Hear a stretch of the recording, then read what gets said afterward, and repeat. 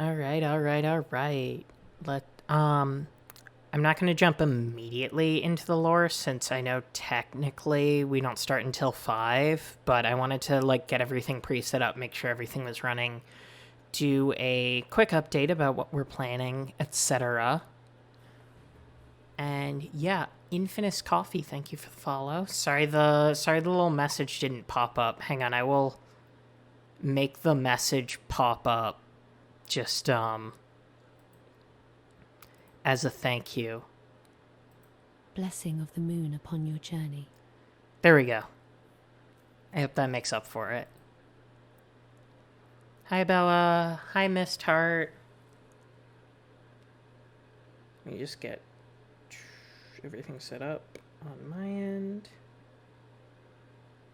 We'll be good to go. Yeah, no, Oolacile Sanctuary is super, super pretty.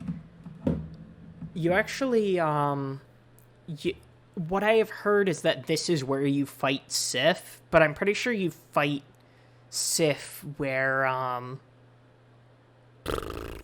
pretty sure you fight Sif where you fight I'm sorry, Bella.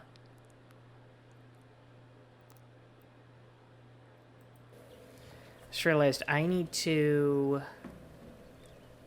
make sure I have something I can use as a light source.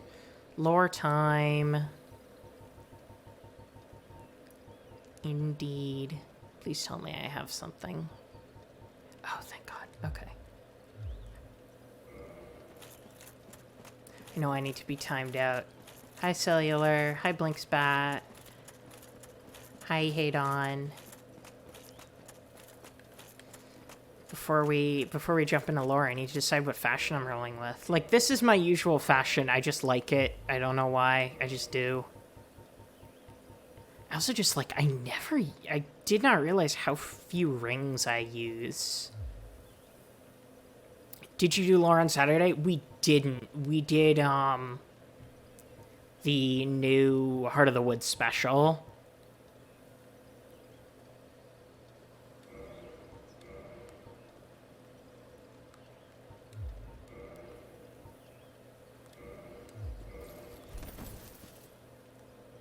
Oh my god, we look so fucking good. Holy shit. We look so good.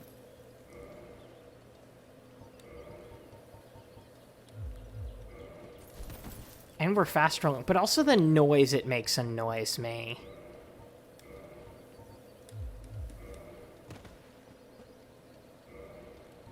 Oh boy, are there NPCs I'm excited for us to meet today. Me too. Oh my god. Oh, we look good as fuck. We actually look like shit. I'm not pleased with how this looks at all. Hey, Esper. I really wish there was a version of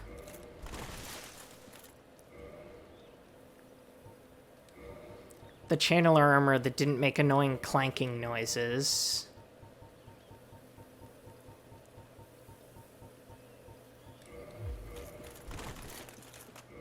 We could go, traditional here.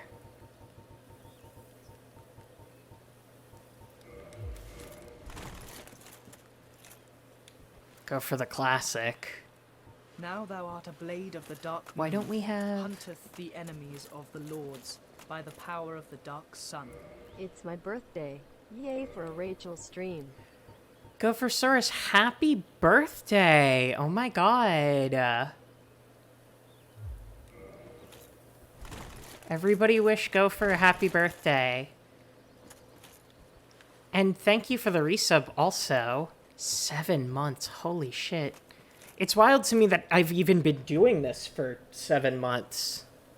Now thou art a blade of the dark moon, hunteth the enemies of the lords by the power of the dark sun. Blinkspat, thank you so much for the sub. Oh, for using your Prime sub. Thank you very much. Congratulations on becoming a Blade of the Dark Moon. I appreciate it. I have been looking forward to the stream. I don't know if we will get to the finale of the game for sure, because we have to go through the entire DLC. And then, if we can do all that in time, then we can do the finale, because all we have left in the main game is the final boss.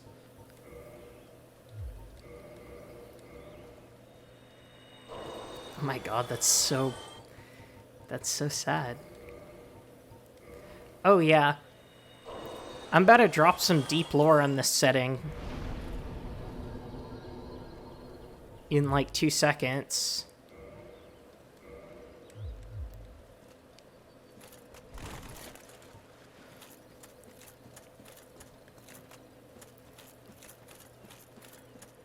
Miss Tart, that's okay. I'm sure you will return to Dark Moon status soon enough. Let's talk to a friend real quick. Well, look at this one.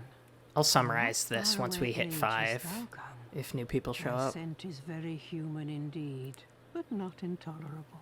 Ah, Princess Dusk's savior. Thine aura is precisely as she described. Thanks. I thank thee deeply for rescuing Her Highness. But Princess Dusk is here no longer, snatched away by that horrifying primeval you. And so I must ask, couldst thou once more play the savior? Hell yeah. We respect women Thank here. you. I am Elizabeth, guardian of this sanctuary.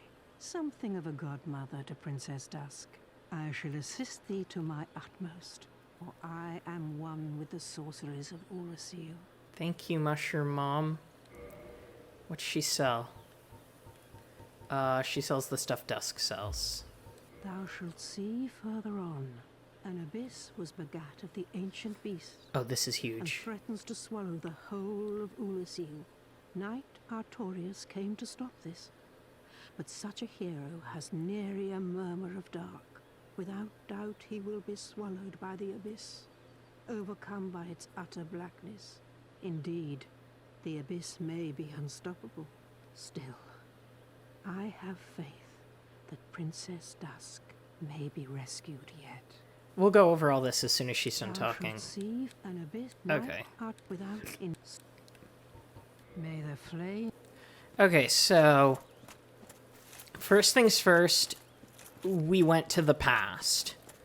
That big hand that came out and grabbed us took us directly to the past somehow, but mostly that has to do with the flow of time being convoluted, which I've mentioned before. Just realized she was a mushroom. Oh my god. She blends in well. She's camouflage. She has stealth camouflage.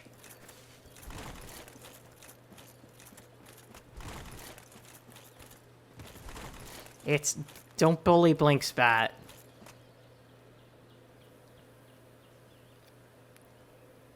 Okay, so... We went back in time.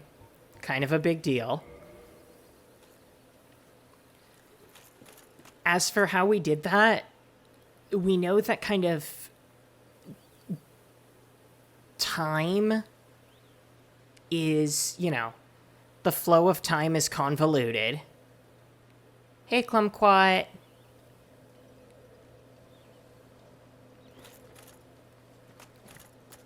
So as no, you know, the flow of time itself is convoluted, as our boy said, and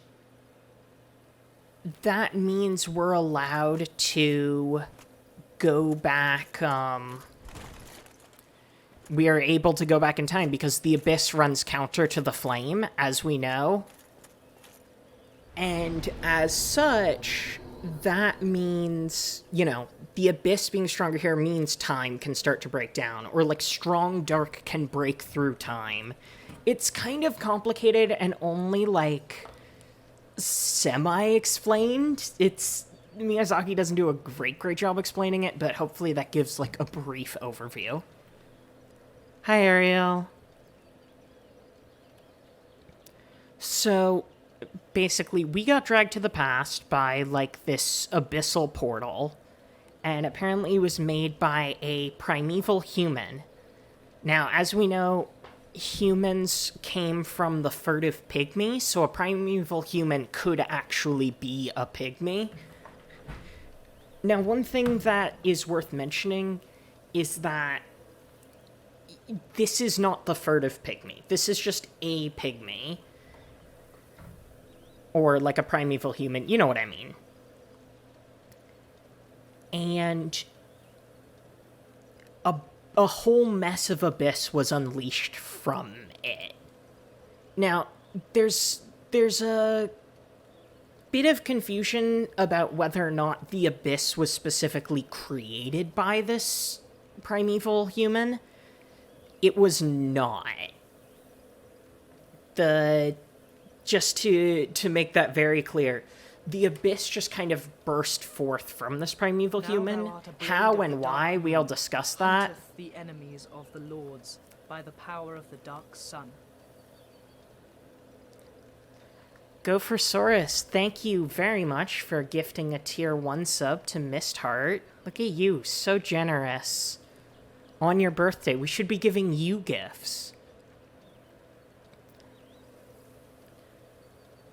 Where was I? Sorry, I'm slightly fucked up right now, so I'm doing my best here. Oh yeah.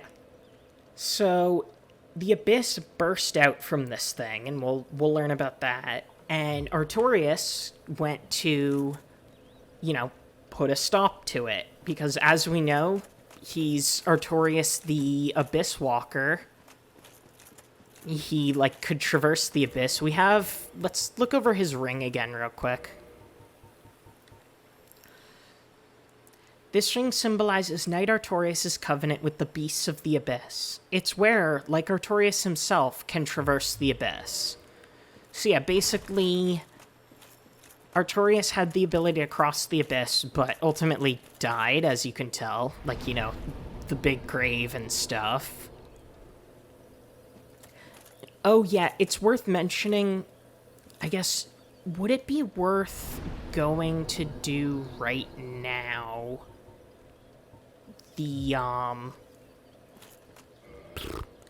Would it be worth going to do right now the certain specific character from the Darkroot Forest that would give us some more insight into Artorias?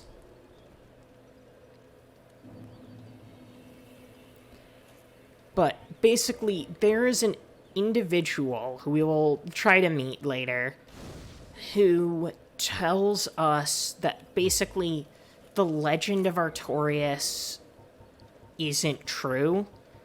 That it's not but a fabrication, as she puts it, she being a talking cat that doesn't look even remotely like a cat. We'll get to it.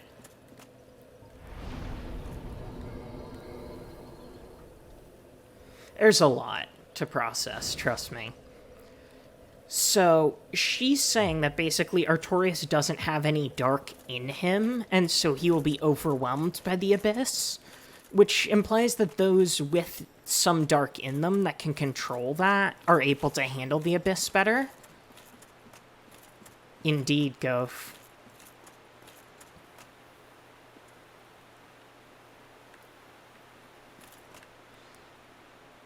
From Software's never seen a cat, except for Dark Souls 2, but we'll get into that.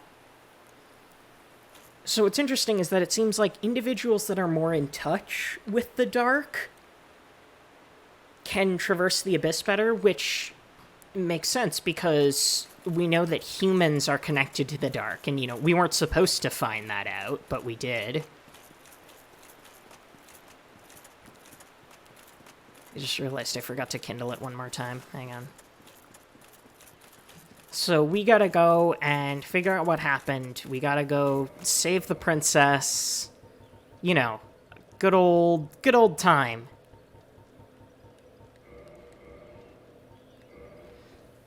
It's true they did get better in time.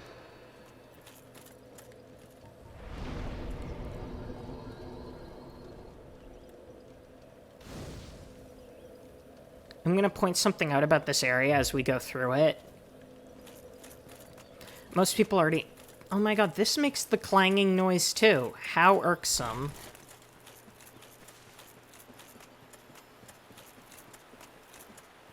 Mario, but... Mario? Okay, yeah, I get it. So this area is called the Royal Wood. Be nice. Oh my god. I forgot these dudes do DLC damage. So these are, like, automaton gardeners, basically. Like, their job is to tend to the trees and whatnot, because this is, like, an actual woods owned by the royal family. Actually not a super uncommon thing in, like, the past with royalty owning, like, a forest or whatever. So, like, they had exclusive hunting rights there.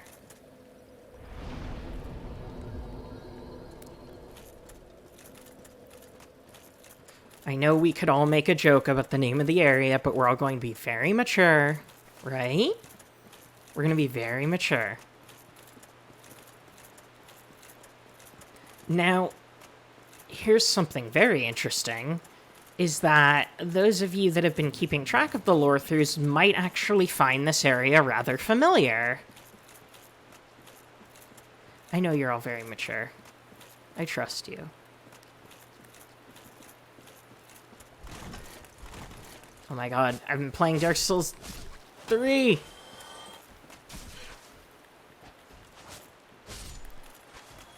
Oh my god. One of those big stone guardians. So these stone guardians aren't covered in moss. But the fact that there are stone guardians here, and that that all these various individuals are here, makes one thing very clear. To those of you more astute viewers, or those of you that have kept track of memories of such things. This is, in fact, the Darkroot Forest. Like the one from the base game that you go through to fight Sif and whatnot. We're seeing an area that we have actually already been to, just in the past, before the fire started fading.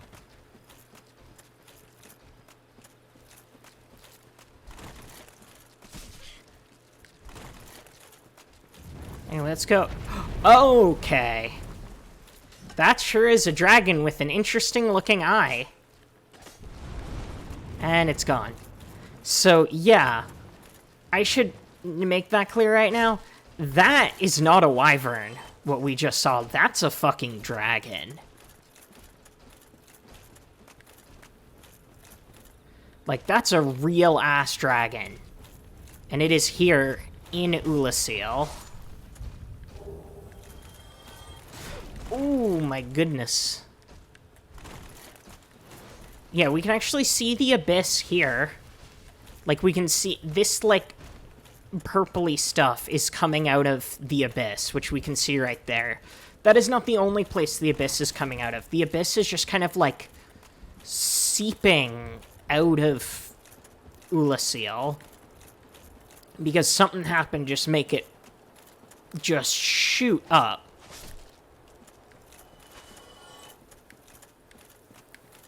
Now, it's unclear if Oolacile was a city of gods or human beings, but, you know, this primeval man clearly... Oh, shit. I knew that was gonna happen. I was waiting for it. I was just, like, mentally preparing myself for it. So I'm glad I got it out of the way early.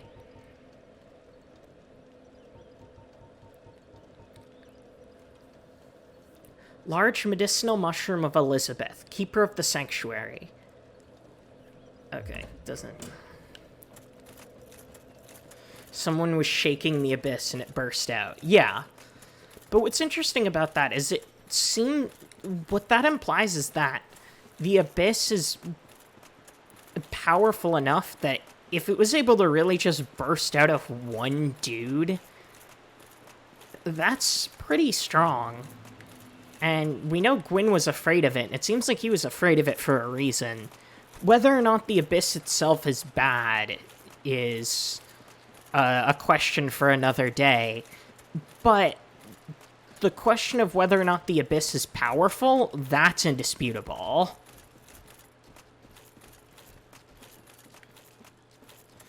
The Abyss is, like, stupid strong, basically, is what I'm saying. To use the technical term. Where's the bridge? There it is.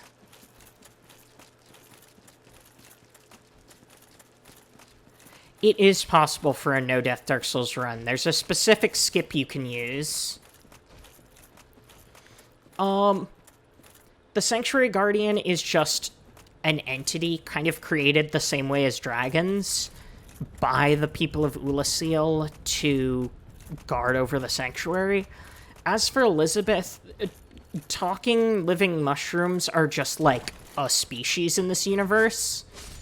There isn't necessarily extra deep lore about her specifically, it's just that's a type of creature that exists. Yeah, that abyss, looks a little intimidating, you might say. Ah!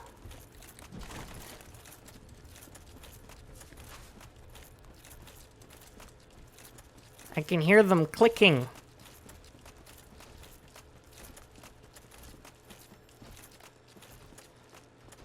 Aha. I love these magic elevators.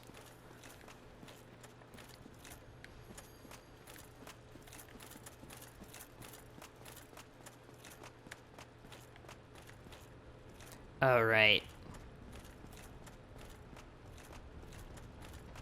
I would also like to hug them.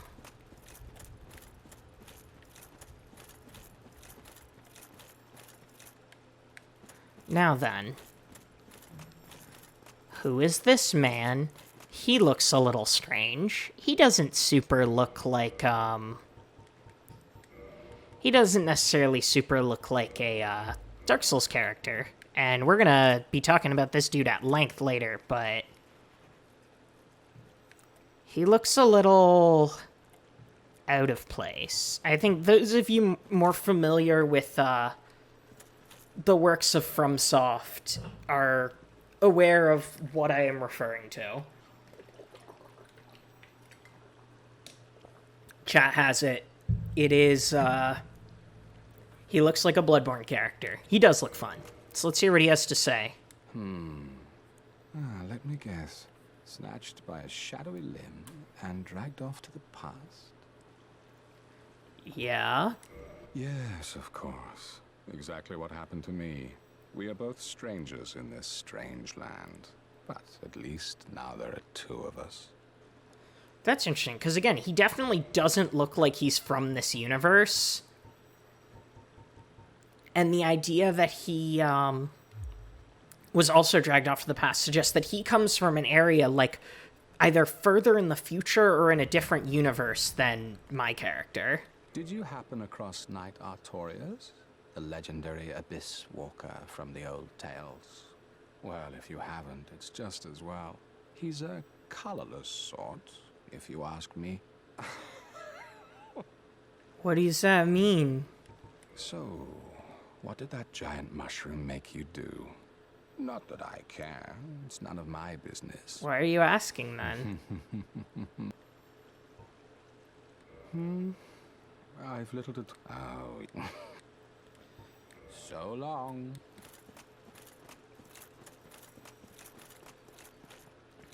I love his laugh. Anyway, what a weirdo. What a weirdo.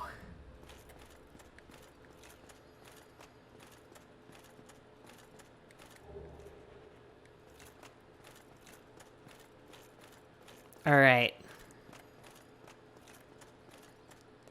Here we fucking go. Colorless, it's kind of like... How best to say it? He's very, like, serious. He's like a joyless sort. Anyway. Let's go through here. Yeah. And I mean, like, we can assume, given Artorias' significance, he's probably going to be, like, the final boss. So we'll learn more about him along the way.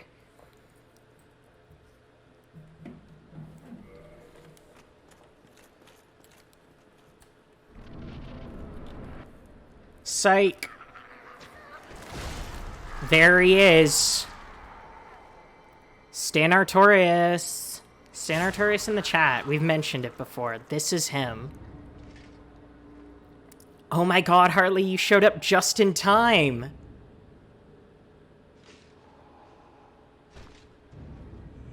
My wife showed up just in time.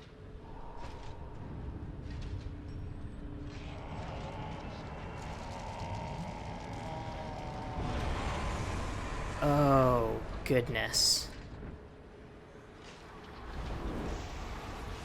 So, as strong as he is, it seems like the Abyss really, did a number on him. Oh my god. I am not good at fighting this boss, but it's probably my favorite boss in the game, so... Oh my god, you heal so slow. I don't even have a plus 15, I don't think. No, I'm rolling with a plus 14. That's not great. I love his, like, trail of abyssal shit. So yeah, basically, as the mushroom predicted, he, Oh my god, that roll catch. As the mushroom predicted, he was consumed by the Abyss. That is not the Artorias that he once was. And that's why he's, like, letting off all that abyssal energy, because he, Again, he's not human. He couldn't handle the dark and was consumed by it. Hey, Rockman. Anyway, my wife is here. Hi, baby. How are you? How is work going? Are you doing okay?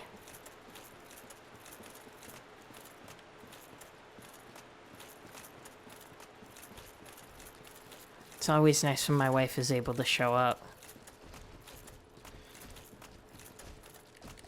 She's busy working hard. Ah! Artorias has a face, yeah. It's kind of like the Silver Knights, where they do have faces, you just can't see them. Hey, Sherry.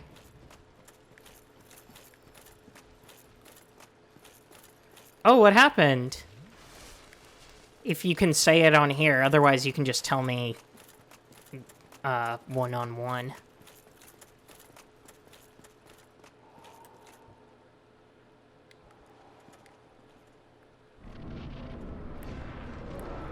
Okay, let's see if I can hit him with this. No. No, that went about as bad as that could have gone. I love all of his attacks. He's so fucking good. He's so cool. He's so cool. Everybody loves Artorias. He's cool as hell. And he's also very strong. And my reach, oh my god.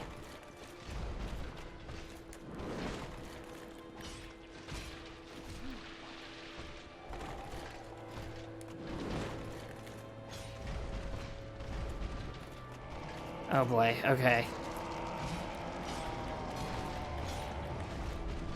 Yeah, when he does that, that means he's about to buff, and that means you have to be extremely aggressive. Oh shit.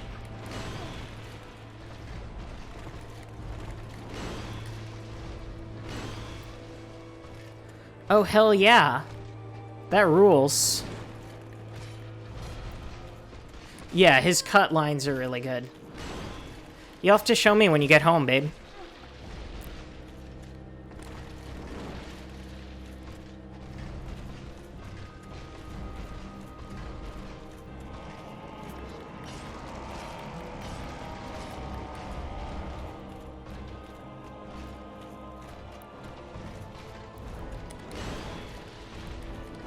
seen solidarity.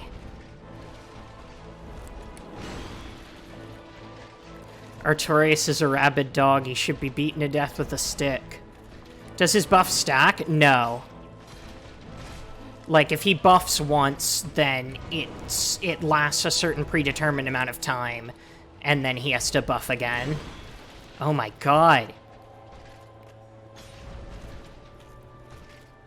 I'm not, no.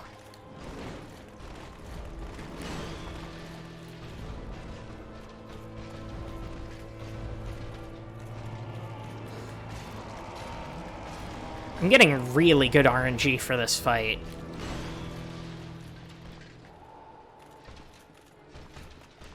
Like, suspiciously good.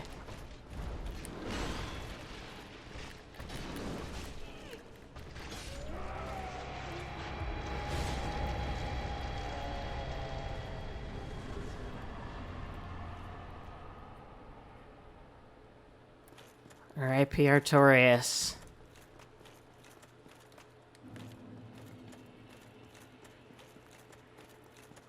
Rest in peace, Artorias. Stan Artorias. R.I.P. to a wonderful, wonderful boy. He was trying to help. He was a good man. But poor guy. I will miss him too. We all will. Everybody loves Artorias. I just like the Falchion.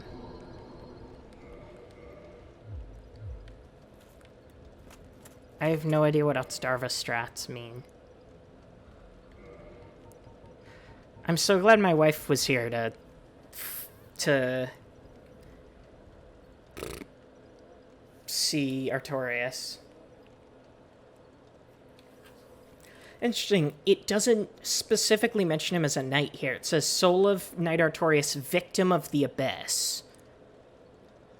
Yeah, like, and I mean, we can look at his soul, and his soul is burning in there, but it's completely corrupted by abyssal energy. And that's our first time seeing an abyssal soul, which is a concept we'll be discussing in depth later. Soul of Lord Gwyn's Knight Artorias, who was consumed by the abyss. The legend that Artorias repelled the abyss only told half of the story. It seems that he was defeated, and his honor preserved by some unsung hero who is the true victor over the abyss.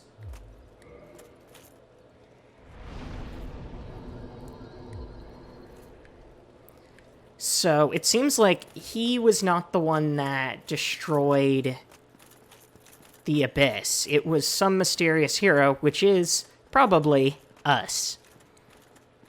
So where Artorias failed, we will have to succeed.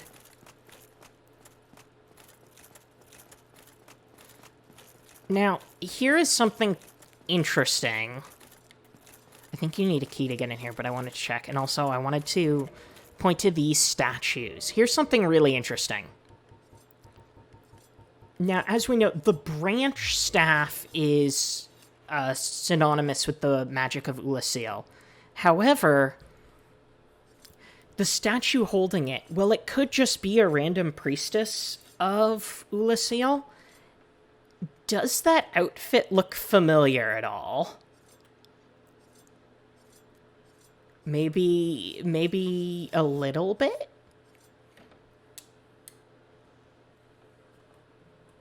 Maybe just a tiny, tiny bit.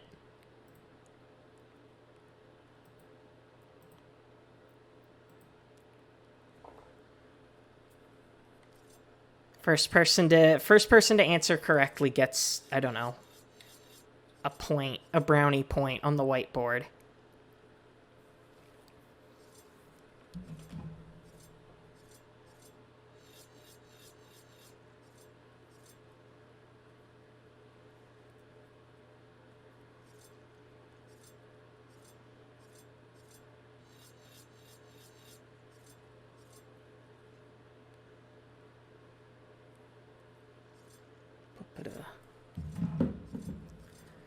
Sorry, I've seen that statue. It is Gwendolyn.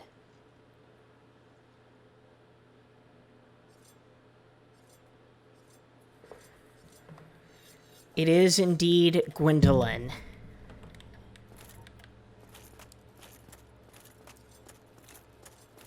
Woo, Lady Gwendolyn. So, it is unclear if this is just a reused asset, like if they just reused her body for statues. However, it does seem like perhaps Oolacile may have actually worshipped Gwendolyn. Which is interesting, since we know she didn't really get worshipped a lot, but since we know there was like a special kind of sorcery developed here, and she's really good at magic and shit, that might be why. Gwen finally got her a statue.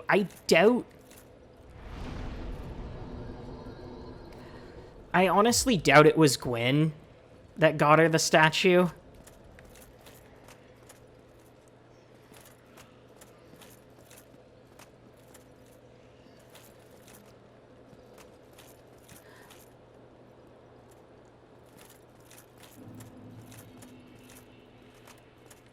So, that's not a normal creature in this universe.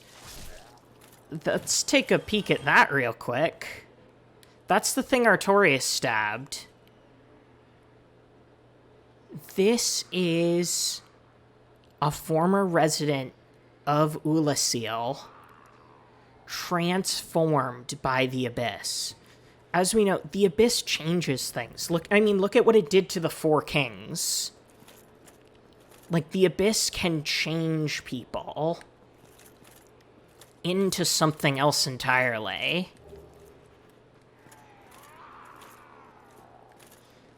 And it did that to the residents of Oolacile, who we can also see, like, at times we can see them, like, holding their head and, like, screaming. Like, it really fucked them up. It also, as you can see, kind of did bad things to the city itself. And there's also screaming in the distance.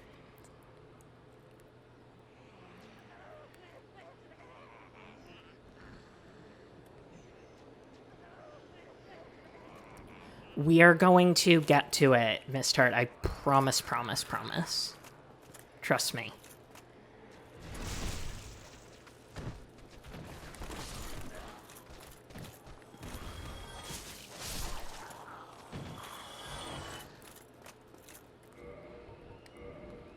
So, again, Koth told us that the dark is good.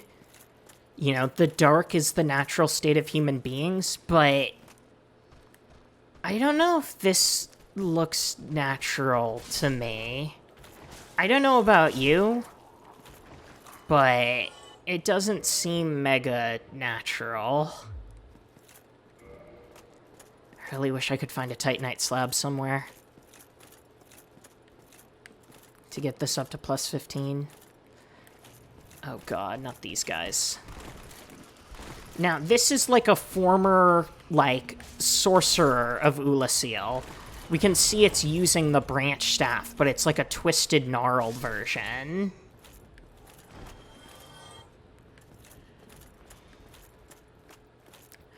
Dark and Abyss are two different things. Yes and no.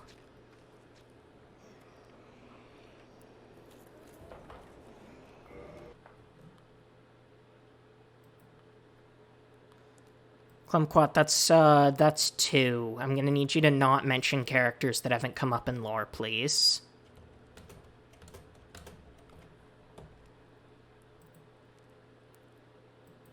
The darkness of the Abyss is connected to, like, the darkness of human beings.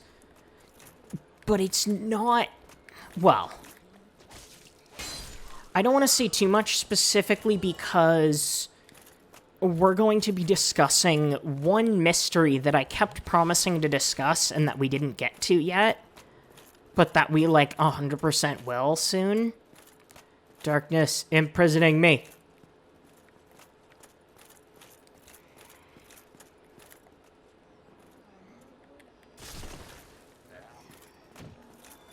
All that I see. Absolute horror. I cannot live. I cannot die. Blah, blah, blah, blah, blah. You know how it goes. You've seen the show. You get it.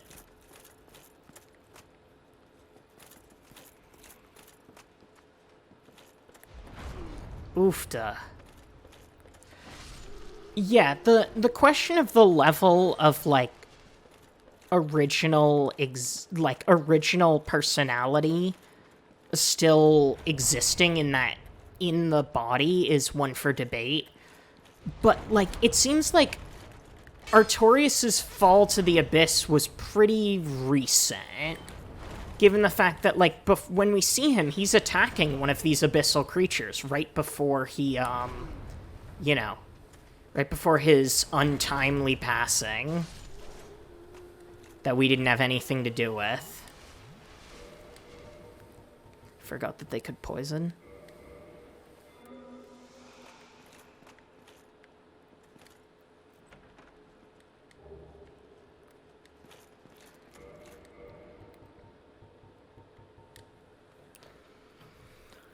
Abyss sorcery discovered by an Oolacile sorcerer on the brink of madness. Fire, giant, dark orb. Makes sense.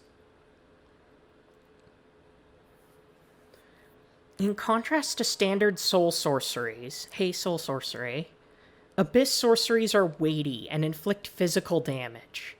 Perhaps human souls, because of their humanity, produce sorceries with more tangible presence.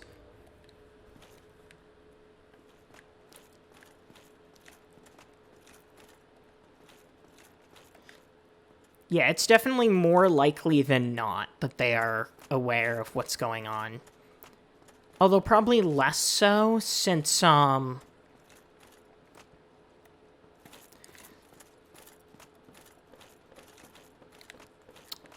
probably less so since, like, it mentions them being on the brink of madness and such.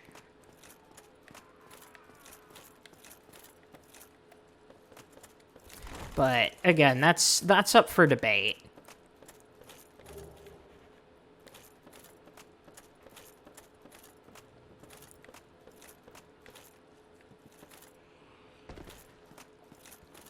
That's where it is.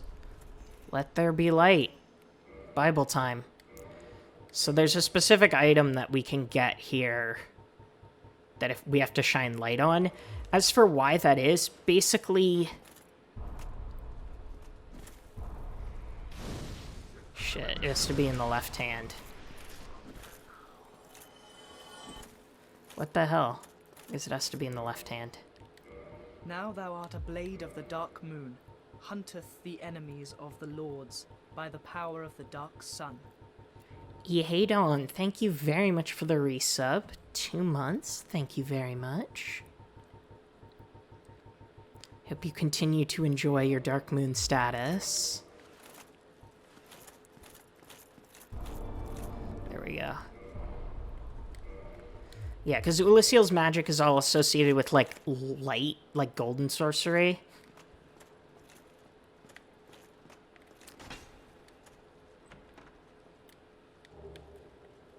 Silver pendant. I needed this.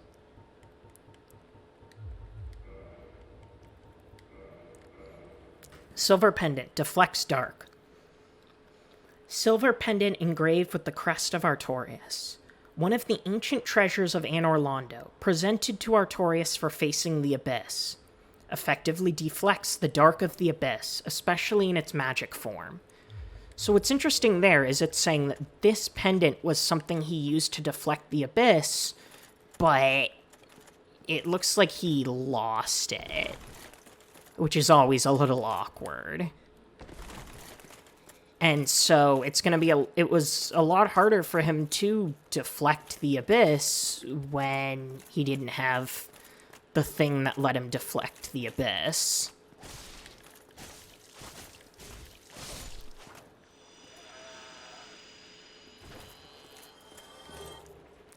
Hell yes. Finally, the important shit.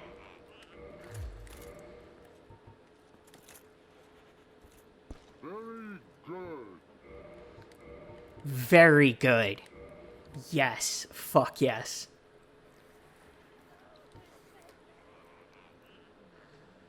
Very Good. Yeah, no, this area is genuinely pretty disturbing. Head carved of arch trees by Goff in his imprisonment. Goff imparts an emotion to each and every complicated carving, which helps him achieve personal enlightenment. When a head is disturbed, it speaks, reflecting the emotion conferred to it. This head says, "Very good. Have another look. Does it not appear quite jovial?" I love it. So, some individual named Goff made a special carving out of an arch tree, no less. That's like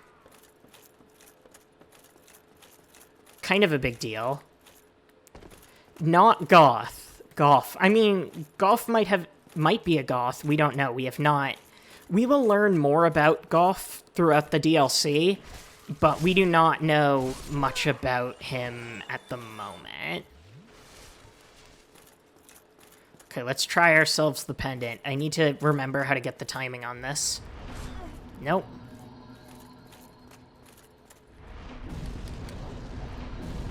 Oh my god. That's what I'm talking about. That's not.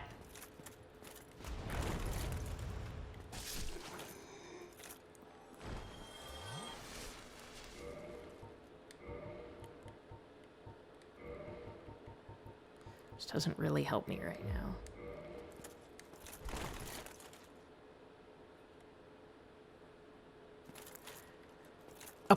You figure it would be pronounced like Smo, but with a G, but apparently not. Apparently it's pronounced Golf.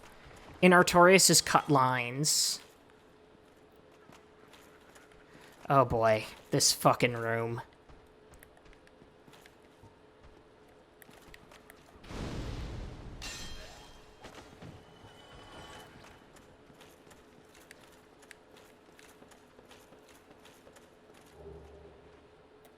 Rubbish.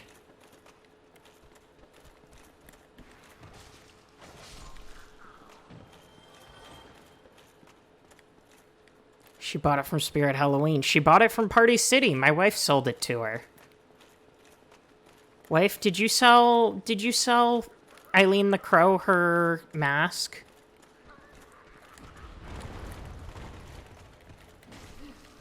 What the shit? Oh, for God's sake. I fucked that up. They're all just waiting for me. That's genuinely scary.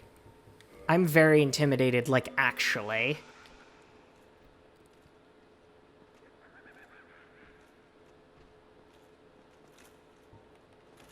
Eileen gave her the bracelet. Is Eileen seen?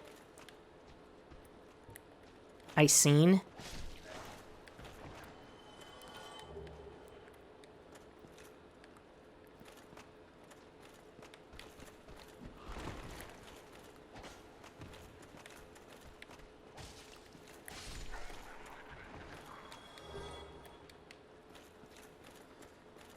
These fucking lads.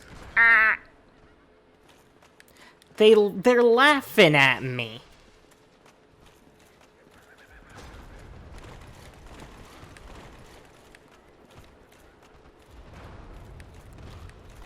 Time to make a mad dash. Just making a mad dash for the shortcut. Okay.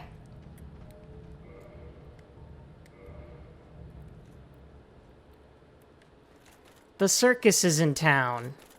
In Oolacile.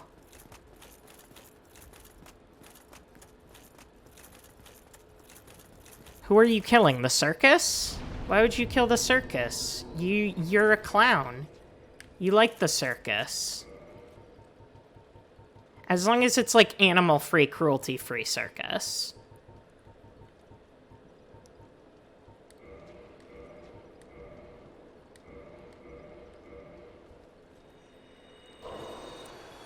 Should have killed the jokester. Mod that adds a circus tent in Oolacile. That's what I'm fucking talking about. But yeah, as we can see, basically, the abyss burst forth from you know, this primeval human being.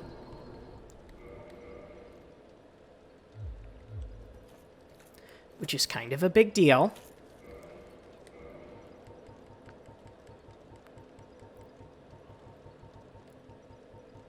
And even though, you know, the dark is supposed to not be a bad thing, according to Koth, but it certainly doesn't seem like it was nice to them in this instance.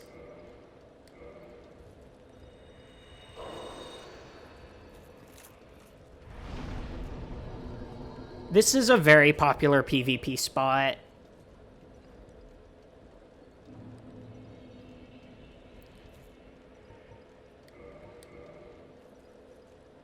Okay.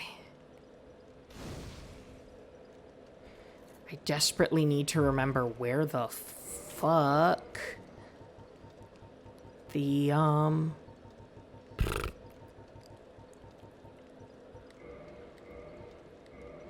where the fuck a Titanite slab is. They're so hard. Like, I have all of them memorized. Like, the locations of all of them in Dark Souls 3 memorized, but not in this.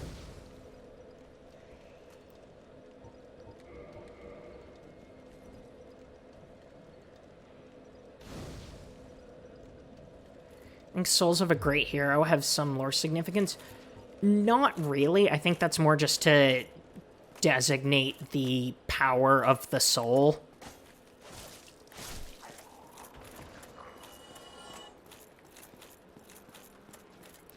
Yeah, so the thing is, right, the statues of Gwendolyn actually help, like, offer a lot of insight about the residents. Yeah, no, I get one from... I know I can get one from that, like, optional boss, but I hate fighting it. So I was hoping there's somewhere else to get one. Bye, my dearest. I love you. Good luck with the rest of your shift. I will see you soon. I love you.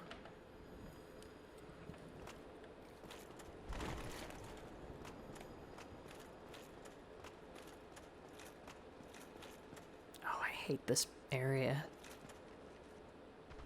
This little bit is so cheap.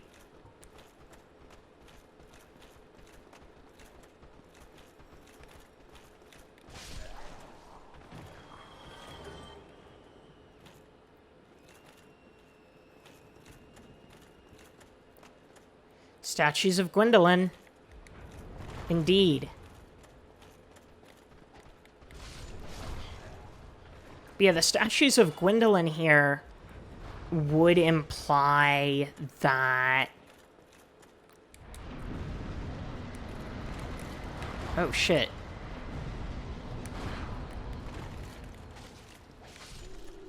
There are statues of Gwendolyn? Yes. Although all of the heads have been removed from them. And it's not 100% certain it's her. It could just be a reused asset. But if you look at the statues, that is Gwendolyn's outfit. And she is very powerful at sorcery. Now, she does not use the Witch Tree branch.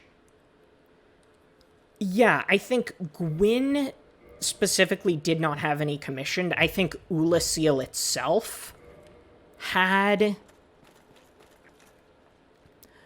I think Oolacile itself had the statues commissioned, or, like, made them. I think removing their heads could have been a rejection of the rejection of worshipping the gods.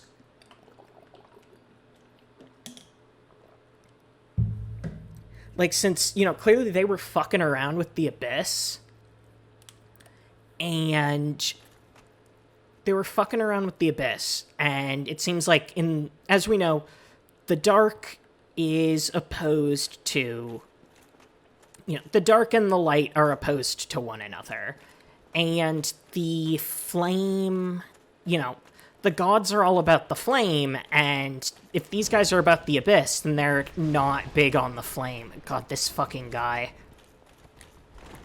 I'm gonna run past him. He's a pain in the ass. Yeah, that's one lore discovery that... I don't know if I was the first to notice it. I don't think... I have not seen it, like, mentioned by anyone else. But I have a hard time.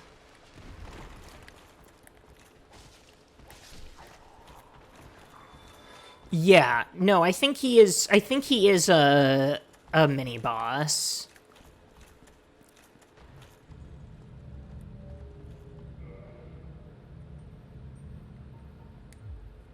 Dear Dark Moons of Gwendolyn is so great. Wow, okay, we're getting through the DLC really fucking fast, actually. We might have to figure out something else to do.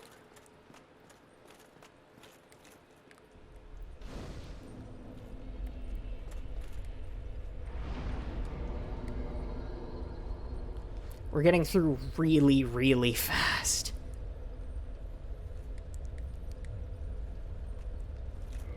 They signed up for Koth's Abyssal subscription list. Koth is like, hey, the Abyss is pretty good. And then it seems like the Abyss might not be great. So it leads to the question of, like, you know, obviously the gods were lying about the flame, but if this is the Abyss, and this is rhetorical, I will be elaborating on this later. This isn't me saying it. If this is the Abyss, what is this really that much better than Now thou art the a way blade the of world dark already moon, is, you know? hunteth the enemies of the lords by the power of the dark sun. Historian, thank you very much for the resub. 5 months, one away from the loyalty badge. How exciting.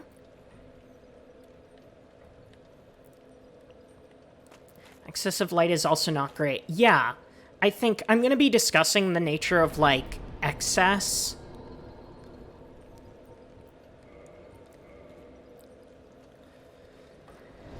The nature of, like, excessiveness, as it were, and how it ties into the two things there.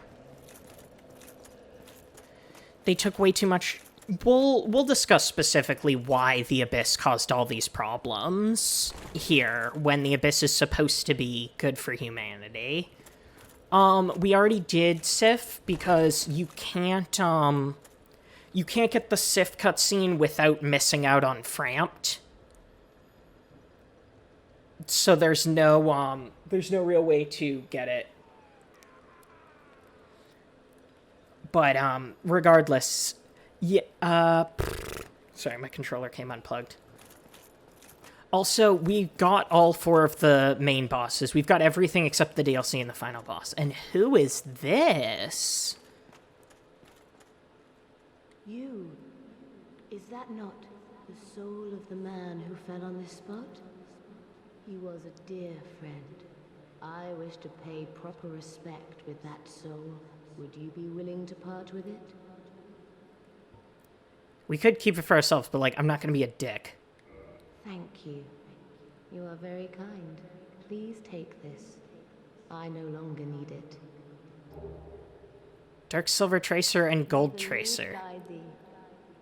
You too. May the Lord... So, here is...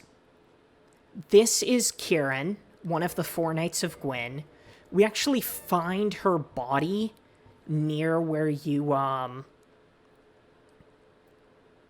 near Artorias' grave, meaning she did ultimately come back to die here. She was very close with Artorias. The nature of their relationship is up for debate. It is possible it was romantic, possibly not, but, you know. Curved sword used by the Lord's Blade Kieran, one of Lord Gwyn's 4 knights. Kieran brandishes her sword in a mesmerizing dance, etching the darkness with dire streaks of gold. So that means we've met 3 of the 4 knights now. We've met Kieran, we've met Artorias, and we've met Ornstein, who is the leader. Although we didn't actually meet Ornstein. It's, you know, we'll get into it. Where is the... Okay, Dark Silver Tracer. Okay, yeah, that's just a poison dagger. I love the Gold Tracer. It is Fashion Souls. It is so much fun. It's so good. I fucking love it.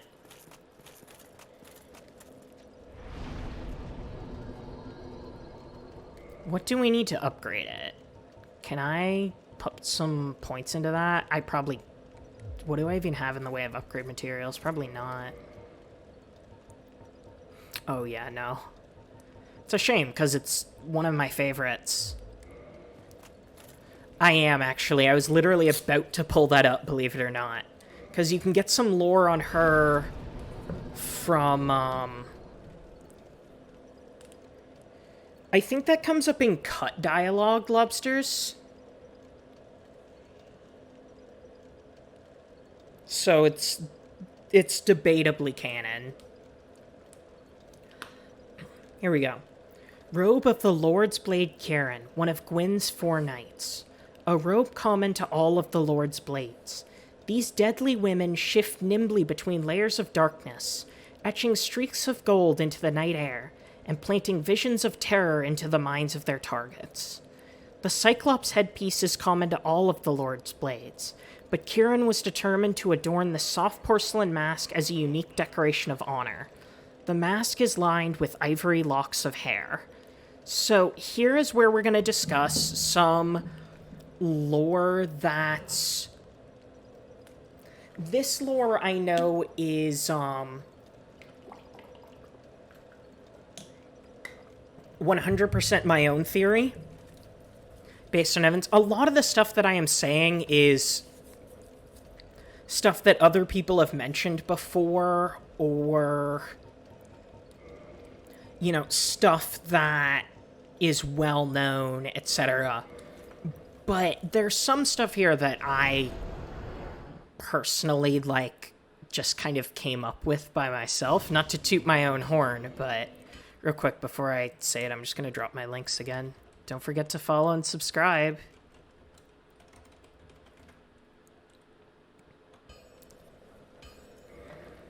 So, my theory is that the Lord's Blades were precursors of the Blades of the Dark Moon. Ma, I've seen one of those. Might you like it? Well, you've made... So, obviously, I have an inherent bias there. Oh, wait, I just need... I definitely have, I won't pretend I don't have a bias. But let's look at the similarities here. We've got a group of all women that punish the guilty.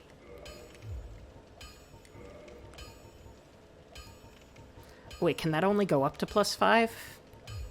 Don't get you nut. Yeah, they both fight. They punish enemies of the gods. They strike from the shadows, since we know they're very solitary.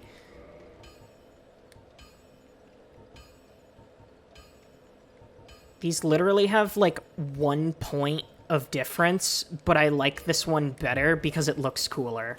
Like, look at this. Look at how cool that is. That rules. Worth it for that alone. It's worth losing the 1 point of damage.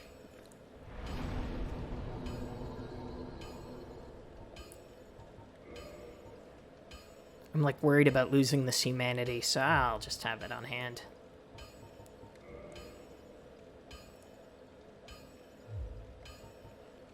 I don't even know what I would do with it, but I'll hold on to it, whatever. Anyway, so yeah, basically we have... Bye, Sherry. Thanks for coming by.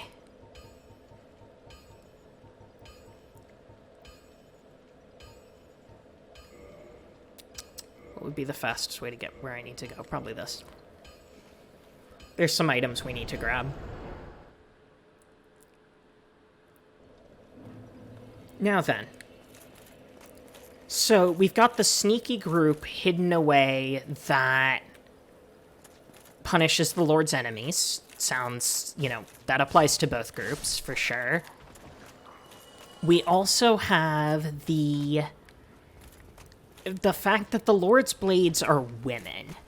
Now, I discussed this before, And we'll be discussing it at length throughout the series, but... And this is an instance of gameplay and story segregation. Like, if you can join the Darkmoon Covenant regardless of gender in-game, but lore and narrative evidence points to it being an exclusively female group, which would also make it line up with the Lord's Blades. So that is, I think, 3 or 4, I lost track, 3 or 4 really solid reasons why you could argue for the two being similar. Because, like, I mean, we know that Kieran at some point left. She retired, basically.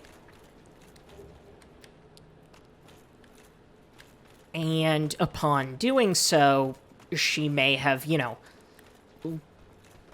transformed the Lord's Blades into something else. Yeah, I don't necessarily think they were 2 groups. I think it was the same group, just with a different name. For copyright purposes. Not literally, but, like, you know what I mean. Just want to see if any of these bastards are following me.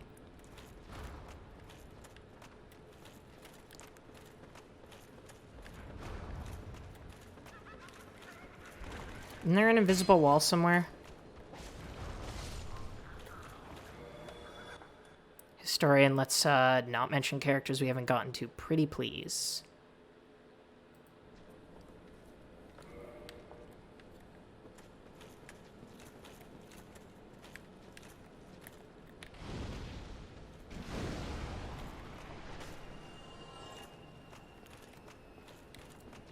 Yeah. Well, I think Lord's Blades were...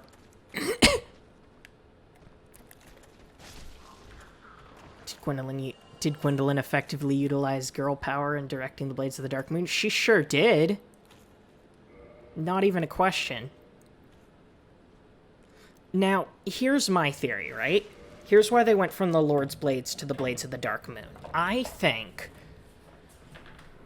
they were the Lord's Blades before Gwyn's death. I think that they served Gwyn, they were the Lord's Blades. Gwyn being the Lord. And yes, the Lord is a gender-neutral term, so it's possible they were the Lord's Blades under Gwendolyn. But I think that when Gwyn died, Gwendolyn took over the Lord's Blades and renamed them, since they were no longer the Lord's Blades, since Gwyn was dead.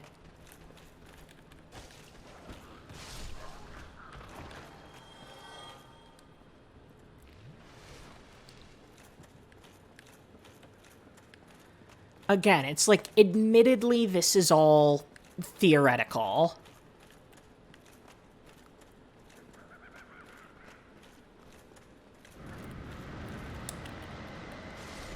Oh my god. Unbelievable. How did she do it? I outdid myself with that one. Yeah, we got Dark Fog. Let's... Abyss sorcery discovered by an Oolacile sorcerer on... Yep. Da-da-da-da-da. Although Dark Fog is in theory relatively close to humanity, it also happens to be a terrible poison for humans. Perhaps it reflects man's cruelty against his own. So that is really interesting. That also suggests that, like, it suggests that Gwyn's... I'm, like, trying to find the right way to put it. It suggests that humanity is dangerous, in part because it represents... You have to forgive me here. It represents the more violent impulses of human nature. And it also seems like, again, it's an excess. There was too much of it. And, like, a person is only meant to hold so much. So that's an instance of maybe the Abyss isn't so great. Like, sure, it seems like the dark, if Koth isn't lying to us, the dark is good for human beings, but the abyss, maybe not so much. Bent crest key. The grooves of the crest are enchanted. The door sealed with a powerful spell. We will need that for reasons. It's a good theory and doesn't break canon. Thank you.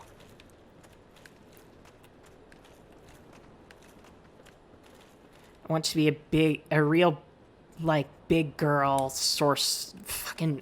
I just said sorcerer. Souls tuber someday. And I need to actually come up with my own original ideas. Not that this isn't, like, original. I mostly, like, I take ideas and build on them. Or examine them. Because I think that's the best way to achieve, like, real scholarly analysis. Like, I don't know if any of you have ever taken, like, college-level courses or done college-level research. This isn't a, ooh, look at me, I went to Harvard kind of brag thing. This is me just going over the basics of more like Lorethrough. Exactly. Fuck the professor thing. I'm a Lorethrough now. But yeah, like, if you've ever done, like, academic research, a lot of it is kind of re-examining concepts explored by other previous scholars and building off their work. I'm a Lorethrough. Would the Abyss be another hierarchical system? We'll get into it. She left. Bye. Anyway, let's go talk to Chester again, because he has some new lore. Don't forget to follow and subscribe for Mr. Bloodborne Man.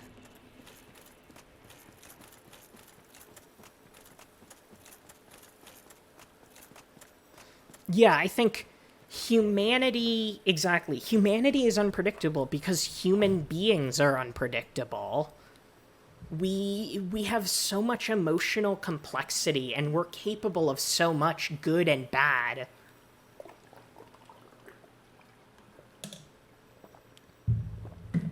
Hey, well. Oh, still alive, are you? No, I'm a ghost. Anything that you might need? Oh, he's got some really... Did you really slay Knight Artorias? Yeah, dude, it was cool. I heard the Abyss found him first, but even still, that's absolutely treacherous. I mean, I don't know. Magnificently so. Fuck off, dude. Believe it oh, or yeah, this not, is huge. Oolacile has brought the Abyss upon itself, fooled by that toothy serpent.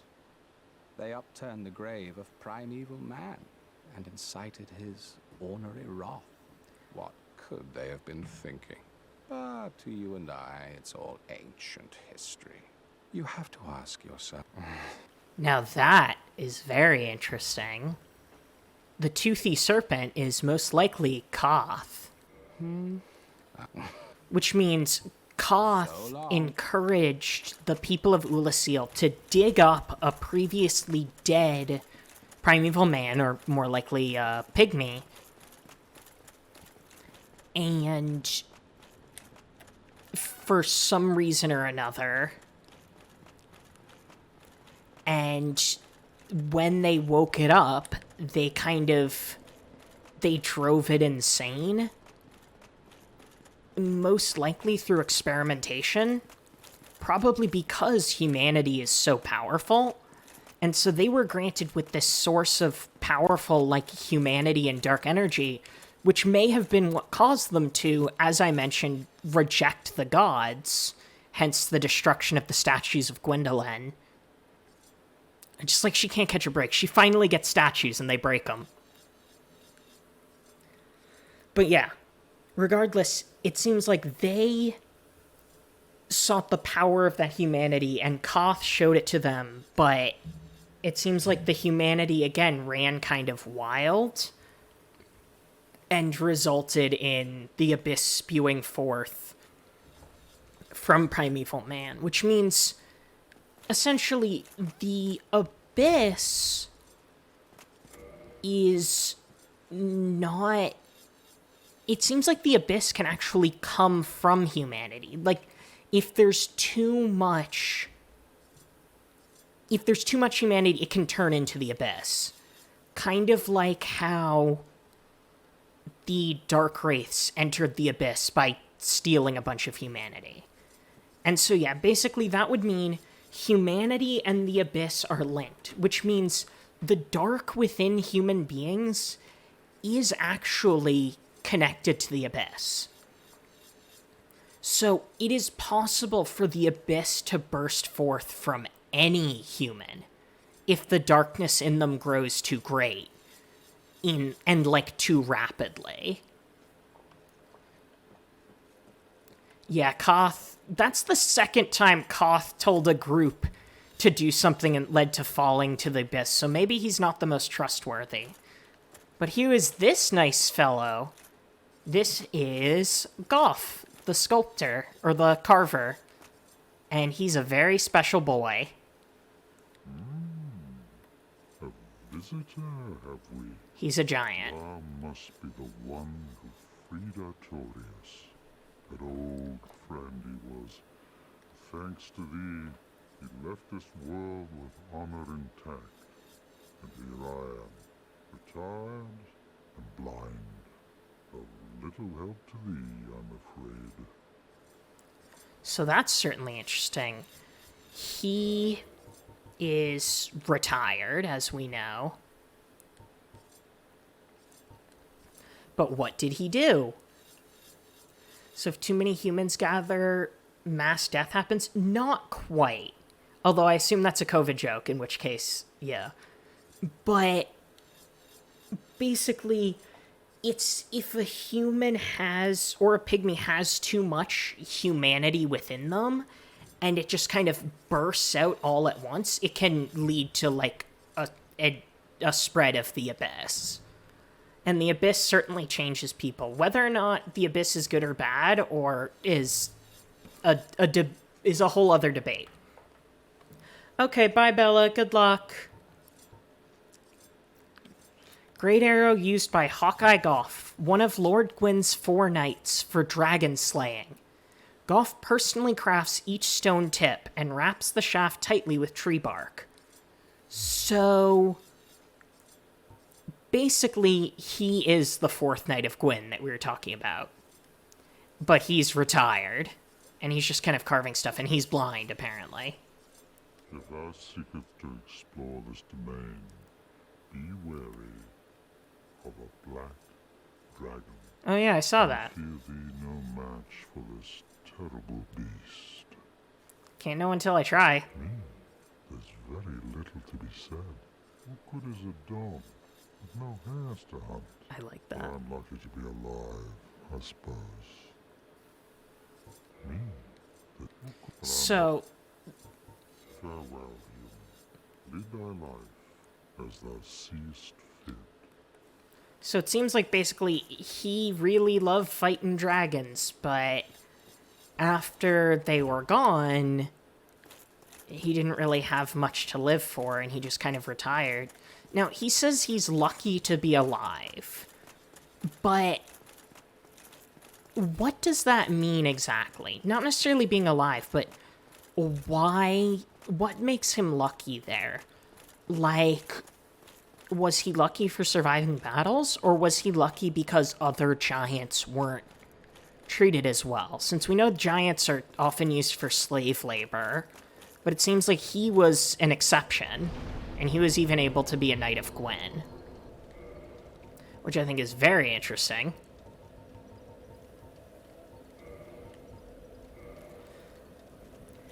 Now, Goff is a really interesting character, because it's like, he's a really nice boy. He's a nice, friendly uncle. But he did actively participate in genocide. it's kind of, it's a conflict that we run into many times involving the gods, where they are very nice but did commit genocide. And whether, I'm sure they saw it as a necessity rather than a cruelty, but it's still, like, a little morally gray, that's for sure.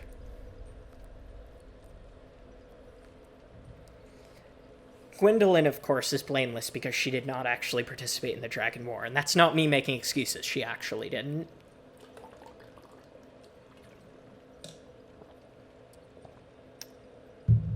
Dragons are just another type of creature, but they're closer to gods. Like, they are often in service to gods.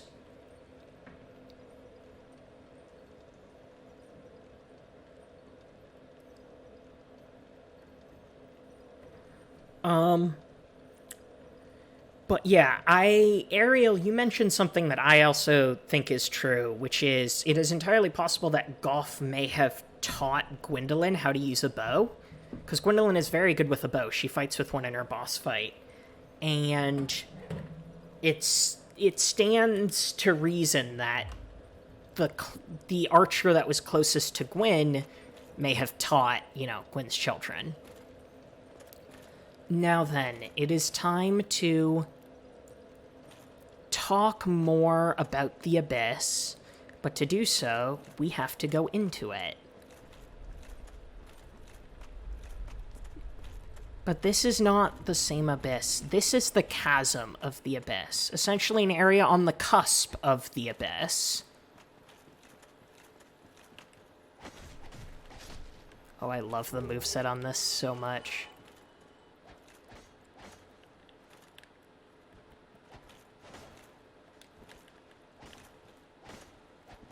Oh, it's so good. I feel that. I haven't been able to work on mine in months because I became solo on Lock and Key.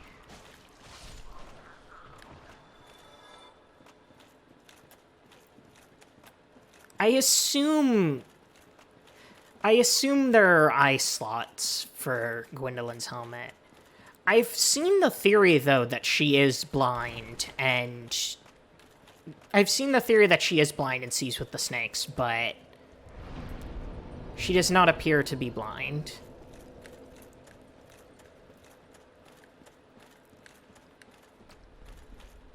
She's Daredevil. She just has really powerful senses.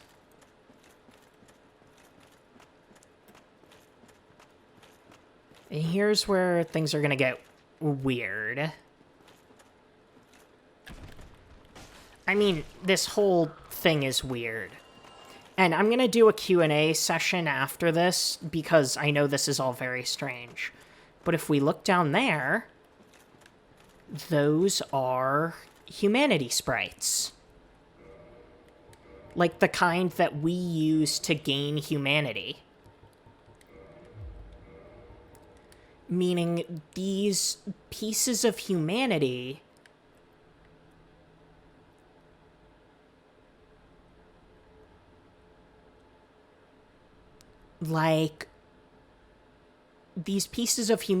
do in fact come from the Abyss. So that is more proof that yes, humanity is an abyssal concept. Now, again, the Abyss and the Dark are different things, kind of, and we'll get into it. Yeah, this area is very spooky.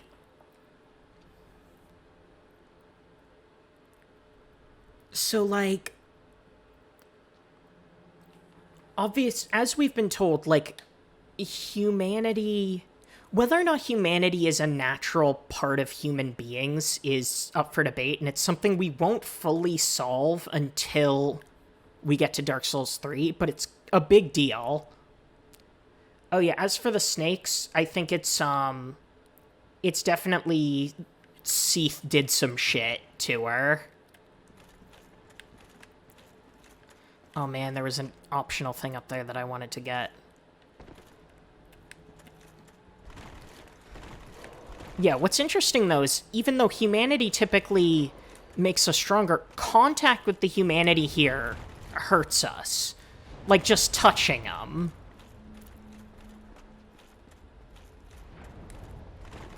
Swag. Which is fascinating, because again, I think the contact with the humanity here proves the point that I've been, like, kind of alluding to throughout, which is too much of a good thing. Like, humanity keeps us from being hollow, but too much of it can cause this. Now, as for the nature of humanity, now we know the dark is diametrically opposed to the flame. Now, what's really interesting is that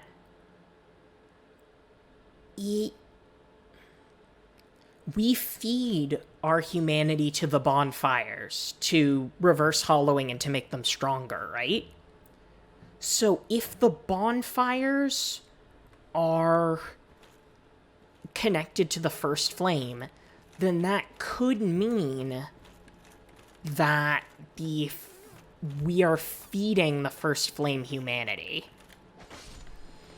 So Gwyn is like, hey, what if I made the humans donate their humanity just because I don't like them having humanity because it makes them stronger? Interested in why the humanity is drawn to you. I think it is like, well, we know that essentially the dark seeks life, it's mentioned. And so I think it's drawn to the fact that you are alive.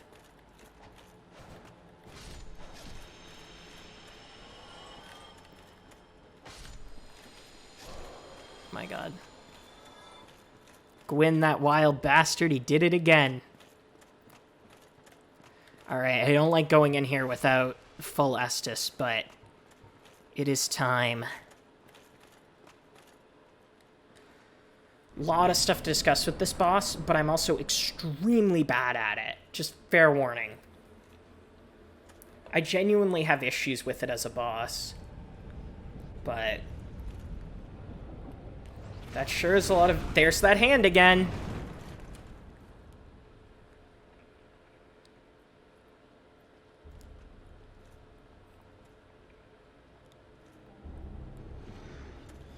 This is the primeval man.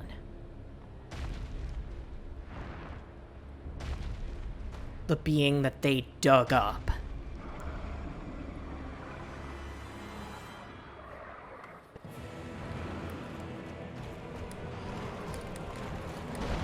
Oh my god, I'm super... yeah. Oh my god. Bad. I can't read his stuff, is the problem. Like, I'm just really bad at reading his attacks, is the problem for me. I just said is the problem twice.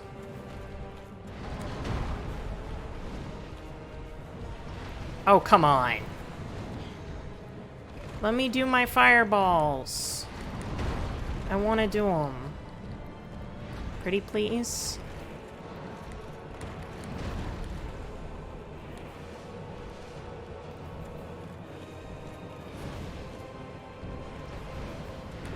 Come on. Okay, so I can't do the fireballs.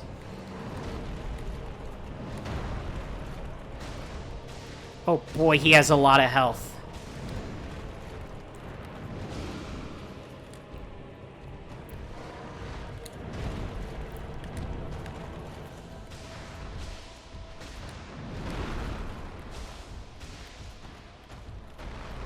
I'm sad he doesn't have a tail weapon.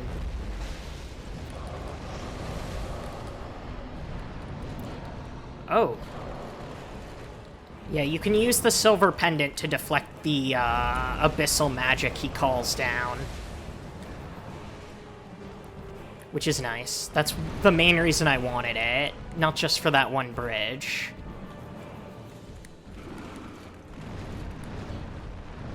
The Wombo! The Wombo!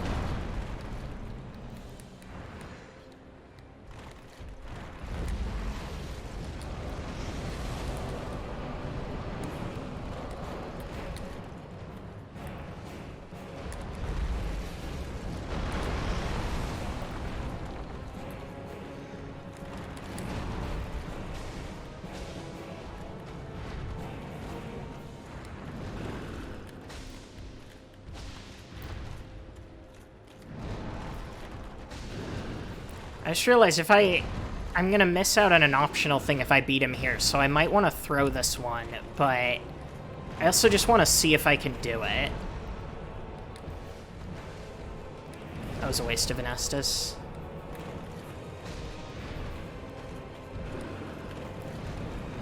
Womboed again.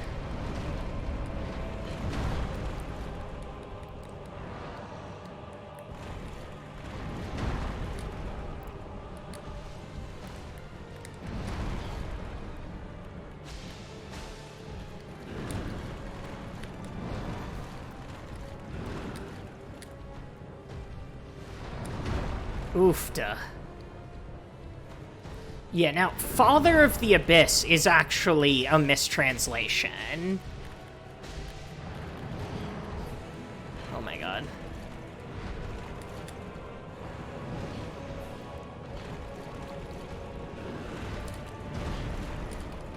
Oh, come on. Oh, fudge.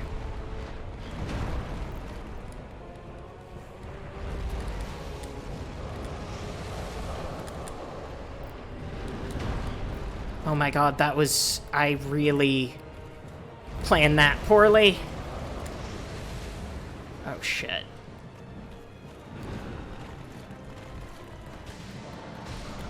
Hey! I have never first tried that. Holy shit.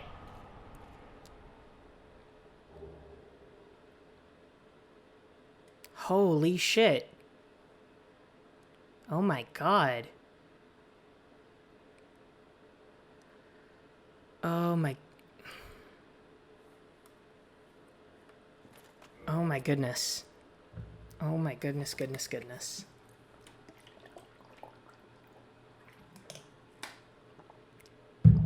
Oh my goodness.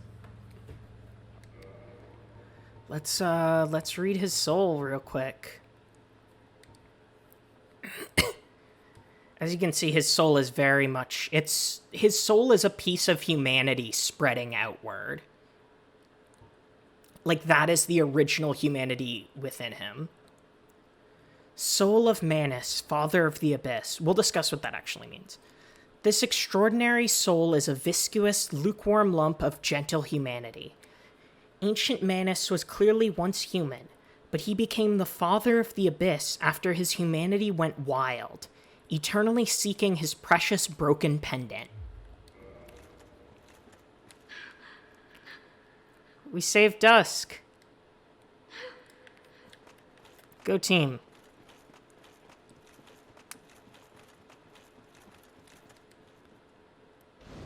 Well, the darkness came from the humanity, is basically what happened. Now then, we have a few places we need to go here. First, let's go talk to Elizabeth. God, I need to figure out what I'm going to do for the rest of the stream. I thought the DLC and the finale would take us all of, like, the entire 4 hours. Oh yeah, darn, we did. Forgive me for not doing it. I did not think I was gonna get it first try. You can summon, like, young Sif for that fight. Yeah, he wanted the pendant back, which clearly meant a lot to him. And that is, like, the only thing left within him. He's driven by that. Which definitely lends credence to the theory that, like... How best to say it? It definitely lends credence to the theory that those that fall to the abyss still maintain some semblance of themselves, however faint. Anyway, I'm gonna drop my links again. Don't forget to follow and subscribe for the fact that I fucking beat Manus first try.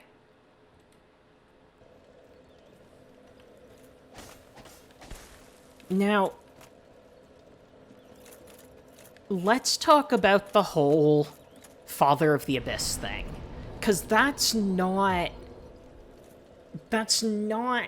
quite accurate. Like, when we first got Dark Souls 1, we thought that that he literally created the abyss, but that's not true. He created the specific abyss in Oolacile.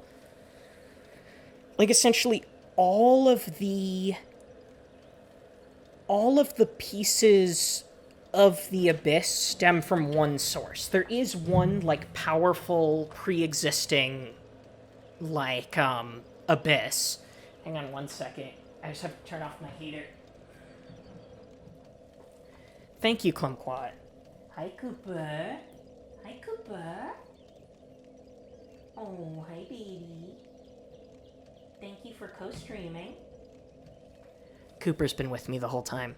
Yeah, no, that boss normally gives me a ton of trouble. I've never beaten it first try, but I generally do better when I'm streaming. I don't know why. I figured I'd do worse because performance anxiety, but no. I have awaited thee. Thou hast rescued Princess Dusk and rid us of that terrible primeval human, even halting the spread of the abyss. Hell yeah. I salute the grandeur of thine enterprise. Please allow me to express my gratitude. I thank thee, as do we all. Thanks for the mushrooms. I will remember thee, Yes. but I will keep thy story to myself. This is the best way, for thou art come from a time far ahead. No one will sing thy praises, but yet thy greatness shall live on. Why the hell It not? shall be my purpose to remember all thou hast done for us. Was thine eye glancing hither? Thou needst not hide thy wonder. I am a mushroom, after all. She thinks we're flirting with her, apparently. May the flame... Thanks so much, have my meat, Jesus Christ. You're not wrong. Okay. So yeah, basically, Manus was a primeval man. So whether or not he was a human or a pygmy is debatable. We'll be discussing that in time. A lot of the stuff that I'm saying, like, we'll be discussing in time, we won't be discussing until Dark Souls 3. Harkness test for Elizabeth. She passes.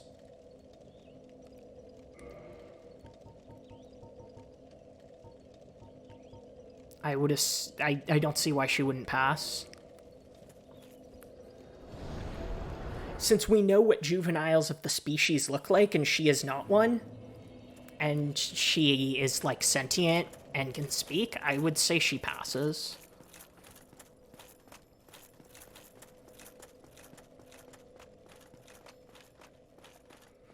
I'm the arbiter of that decision.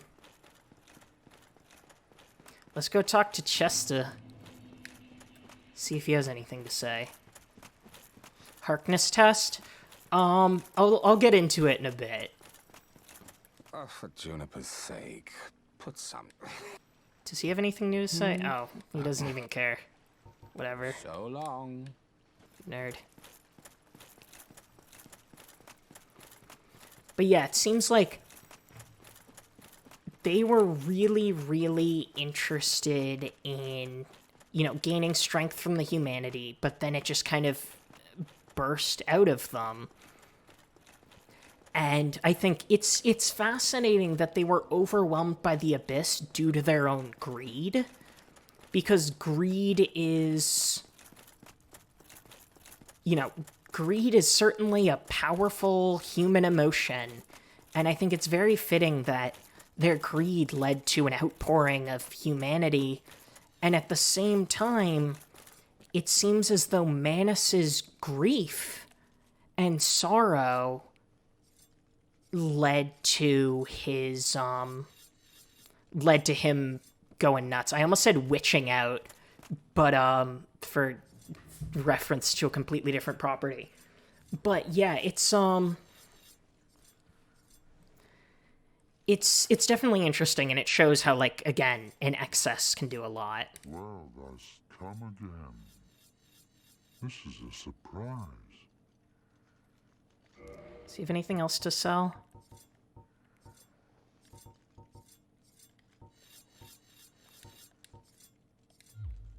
I suspect thou hast taken a gander at it, but the dark of the abyss, which swallowed poor Artorias, threatens to devour our entire land of Oolacile. It seems that this dire fate is unavoidable, but seduced by a dark serpent or no, they awoke that thing themselves and drove it mad. One's demise is always one's own making. I love those lines. Now, do not mistake, I cherish my work. Wood carving is a nuanced art. I would have much to talk about with that blacksmith. Oh, he knew the giant blacksmith. How is the old chap, I wonder? Still hammering away, I should hope. Now, do not I interested. I love that. Farewell, human. Lead the What a Chad.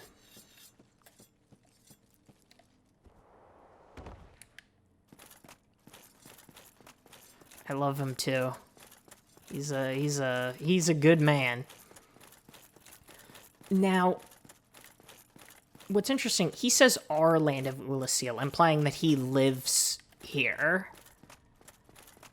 And he's also like, but he does seem like he was locked up in that tower, which would seem like the residents of Oolacile may have locked him in there, which is kind of shitty of them, I think. And the question comes of whether or not they did that before they went all crazy or not, because we know giants are treated like shit. We know that's like a thing. And here's the thing, right? He's not blind. Oh, I can't kick with this.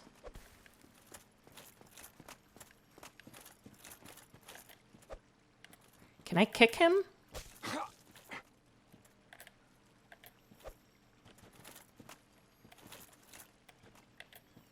I can't kick him.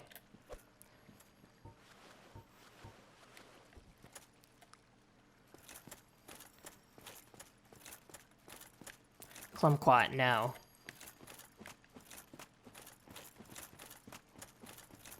Let's go down this way. There's an optional boss down here, and then we will hop into the finale. What a bastard. Can't even kick him.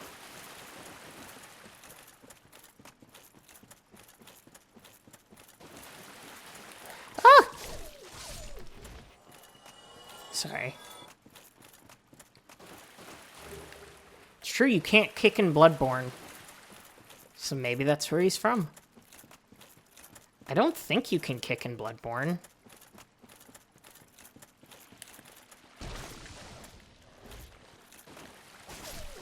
Well, there we go then.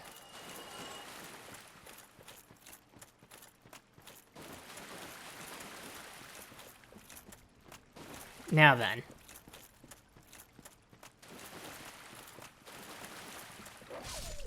Does leg sweep not count as a kick? It doesn't. The law is enforced very strictly in Bloodborne.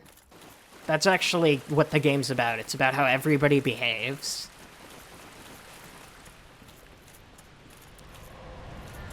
Whoa! That's a dragon.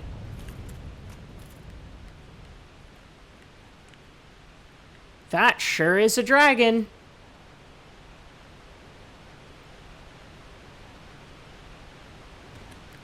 That sound fucking got me. Let's go fight the dragon.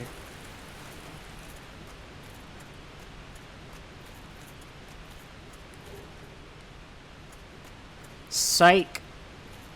We can't fight the dragon.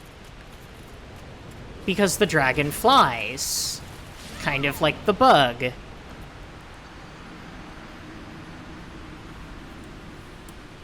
So that kind of isn't gonna work, so maybe we're gonna go talk to Goff about it.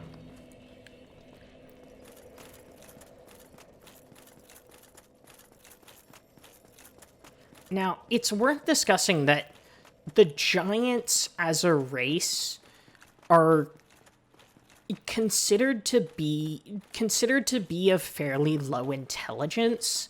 That isn't necessarily the case all the time. I mean, Goff certainly seems to have his wits about him, and there are giants in 3 that certainly do. Not gonna spoil, but...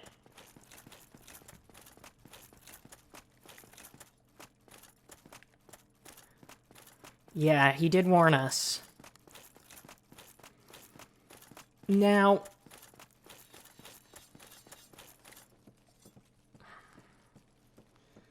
we'll be discussing Goff in a second, but it's important to take a look at his helmet. As you can see, it's actually packed full of resin. He is not actually blind, but he was fooled into believing he is by the people of Oolacile when they sealed him in here. Probably to make it easier to keep him there, which is fucking mean. So maybe they deserve to fall to the abyss. I'm just saying. They treated my dad kind of bad. I'm just saying. You know, I'm just saying. Now, in a second, we're about to get to one of the fucking coolest things ever in the universe. Yeah, I know. Just take the helmet off, King. We're about to get to some hype shit. But before that, I need to go grab some water because my voice is getting hoarse as fuck. And then when we come back, I think we will try to power through the rest of the game in like the next hour or so. If you want to stick around. I'm just gonna drop my links.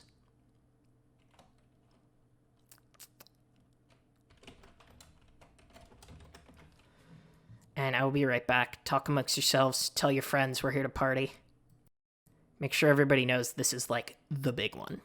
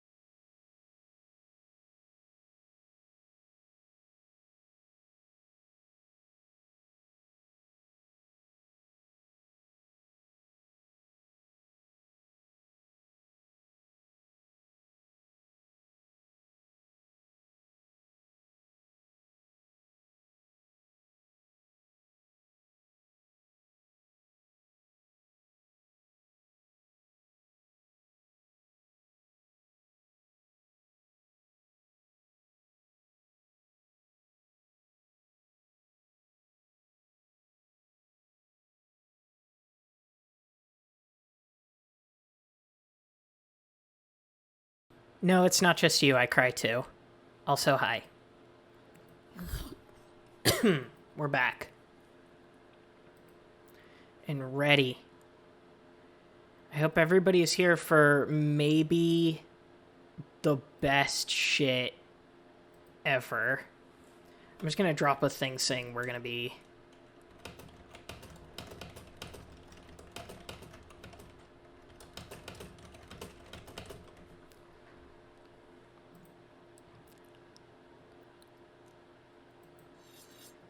Okay.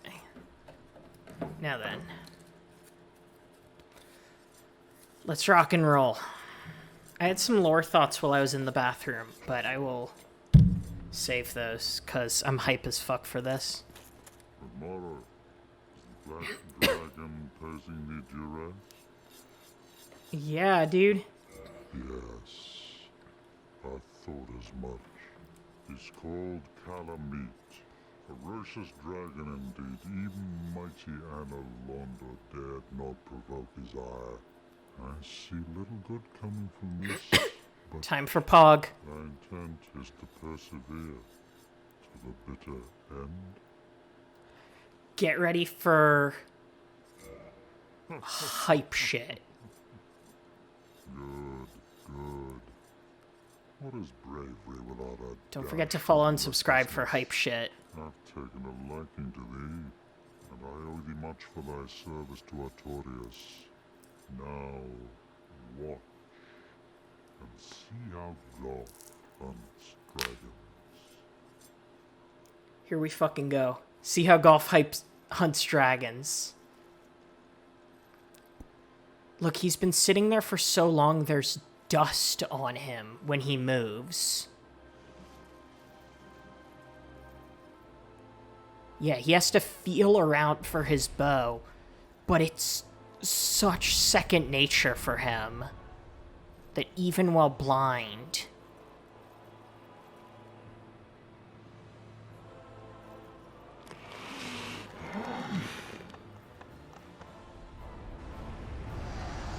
Get ready for this fucking shit.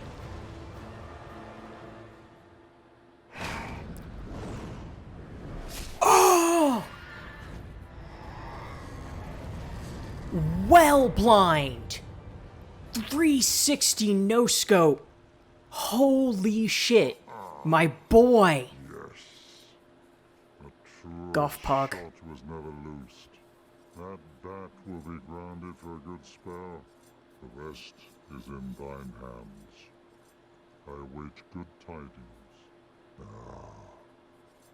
Dragon slaying. Knighthood's highest calling. Yeah, it's because he hears it. He is an ancient dragon. Scribe, I don't know. He will not be put down easily. Dragons shall never be Oh, this... I forgotten. love his lines here. We knights fought valiantly, but for every one of them, we lost 80 of our own. Exhilaration, pride, hatred, rage. The dragons teased out our dearest emotions. Thou will understand one day. At that twilight, old thoughts return in great waves of nostalgia. No, he's huge because he is part of a race of giants. Like, giants are a separate race. Farewell, human. I await good tidings. Yeah, it's fucking baller. I love Golf. Literally actual, like, king. Extreme hype shit.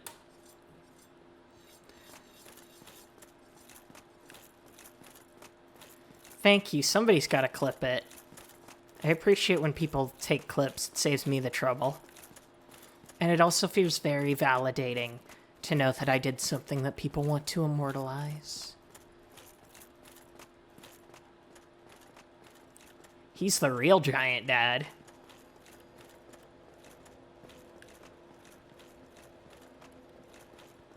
Now then.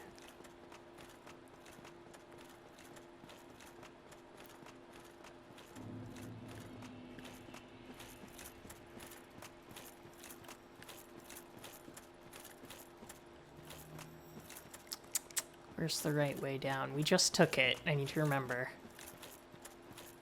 Oh yeah, it's past him, right? No.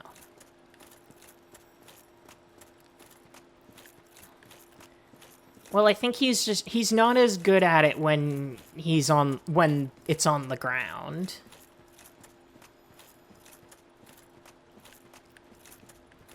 Thank you. Yeah, I noticed the dust coming off him because I've watched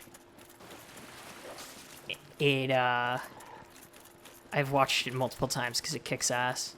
Why does Golf not simply shoot you out of the bow at him? You know what? You're right. I don't have an answer for that. He should have. But, I mean, he's the one who couldn't even tell that he's not actually blind, so maybe he's just not the brightest. Smo is a giant, yes.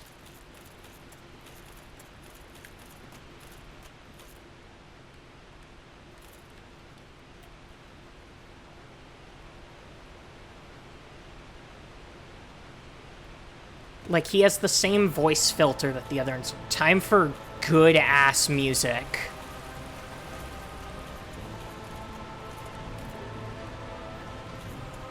Fuck yes, I love this fight. Wait, why am I trying to do fire? He's a dragon.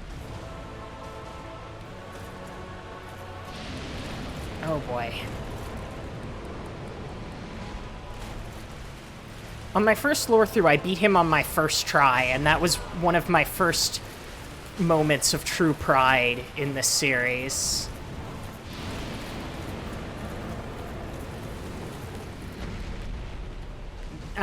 It doesn't look as good for me this time, I gotta admit.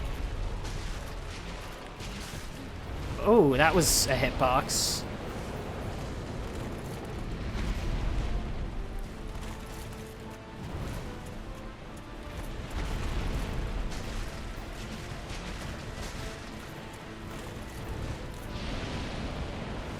You don't like the fight?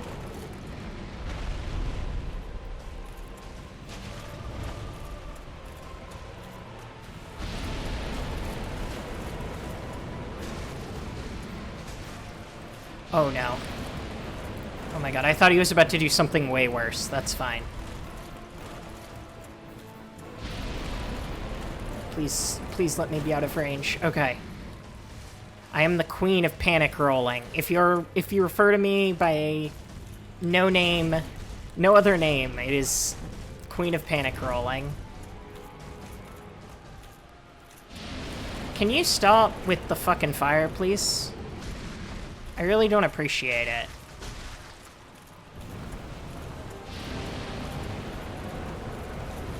My one weakness, got dragons flying into the sky and shooting fire at the ground. My least favorite move in the entire series.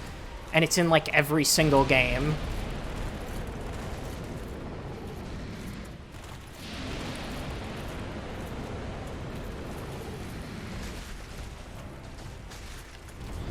Ah, shit. Sir.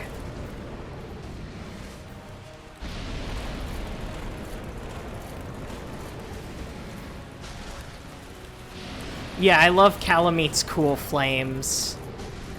In general, Calamete's just kind of cool as fuck.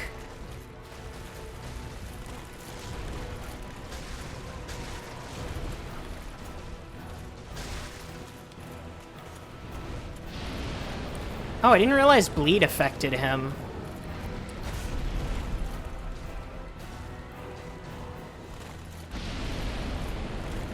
Why did I do that?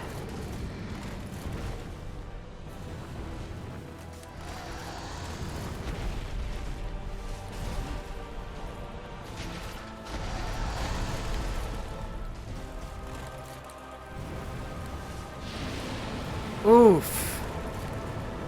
Right in the kit and caboodle.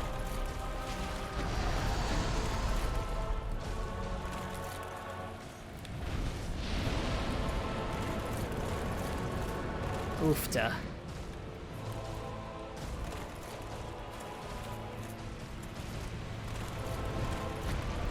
Six strats.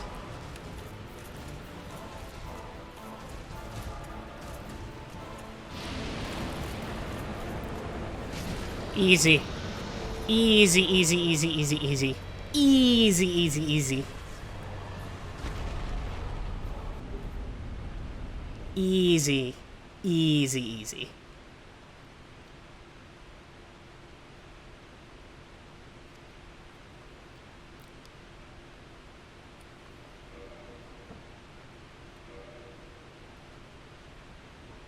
Thank you, thank you, thank you. I do it all for my fans. I do it all for you. And he drops a fucking troll ring. A ring enchanted by the orange eye of Calamite, the bringer of calamity. Doubles damage received by its wearer. A useless ring befitting of no finger. Best left unknown, or at least well hidden. Yeah, it's just a ring that makes you take double damage.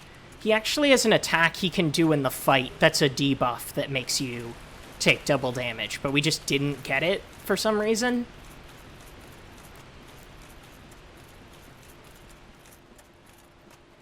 Yeah, he's really hard if you're not doing, like, a physical build.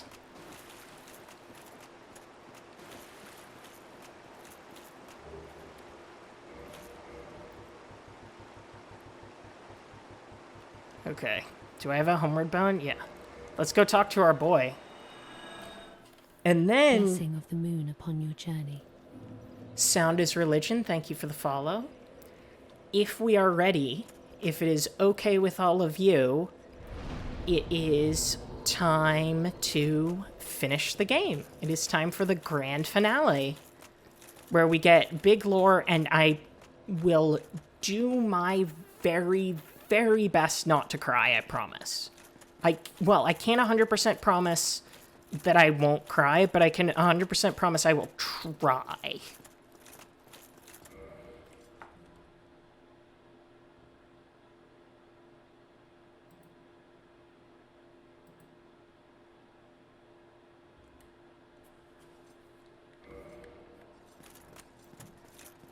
Oh my god, that's the power. That is King Crimson's ability. 11 lobsters.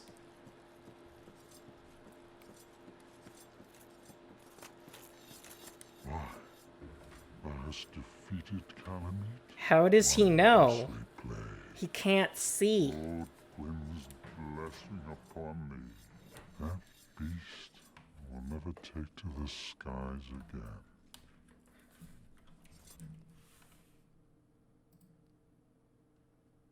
Clumquat, that is 3, so I gotta time you out.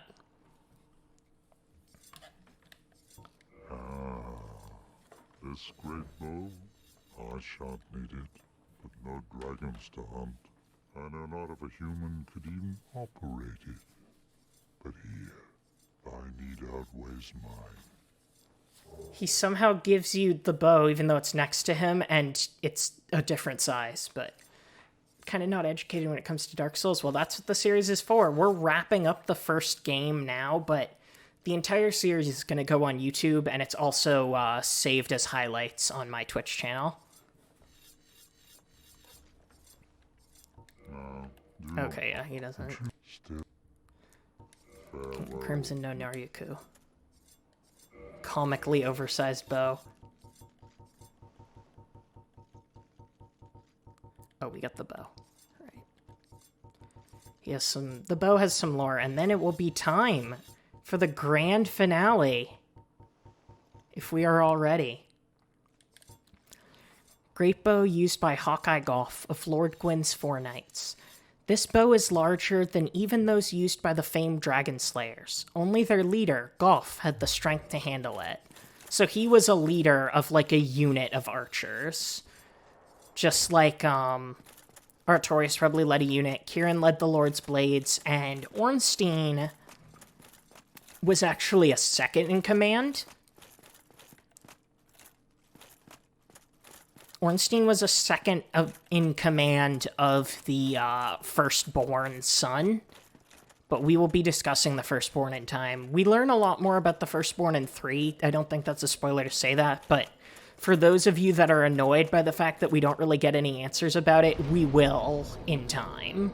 It just takes some time. Let's level ourselves up. Just hold on to Manus' soul. We need a little more. And then are we fucking ready? Are we ready? I know I'm ready. Are you ready? That's actually something I wanted to discuss with all of you. What we do next. Aye, aye, Captain. 2 or 3, because 3 would make the most sense to do, because 3 is a continuation of the lore here. That, 3 is the continuation of the lore here and would make the most sense, and 2 is more of a side story. And I also really want to get to 3, because I know people want answers. But I know technically 2 is, like, release order, so I'm genuinely really torn. But What is it? I am. Go on. Very well. I don't want to entrust my flesh to you. Ugh. I'm just skipping it. We saw it before. I don't want to see it again. We're fine. We're good. I've had quite enough. What did we have in that place? Time for maybe the prettiest area in the game. Oh, I can't even kindle it.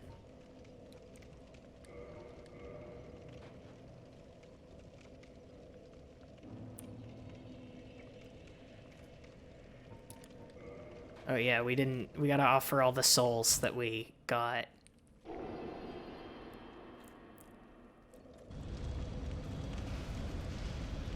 We did it. Yeah, I think 3 would make the most sense to do after 1, and then go back and do 2 to discuss how it examines the themes of the series. It would be a good, like, denouement. Am I using that word right? Anyway.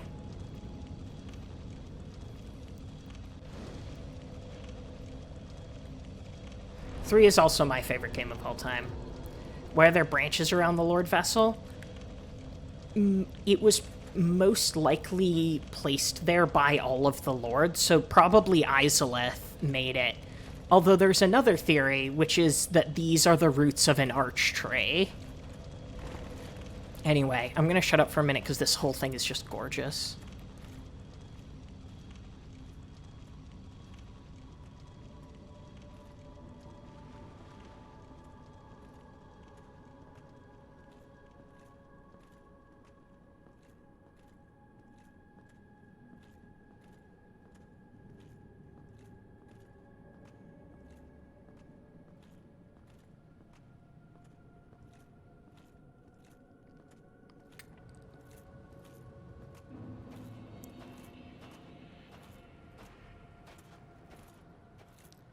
This is the Kiln of the First Flame,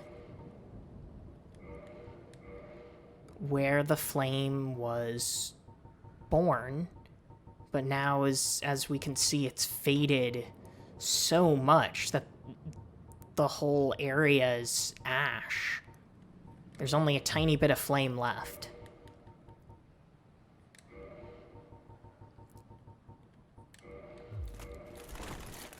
You know, that's not bad. It's my favorite game ever. But yeah, this area is fucking gorgeous. And this is all ash.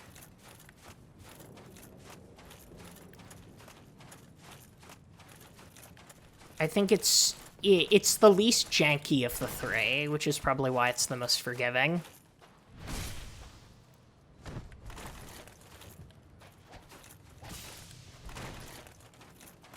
Need to practice my parries a bit before the final boss.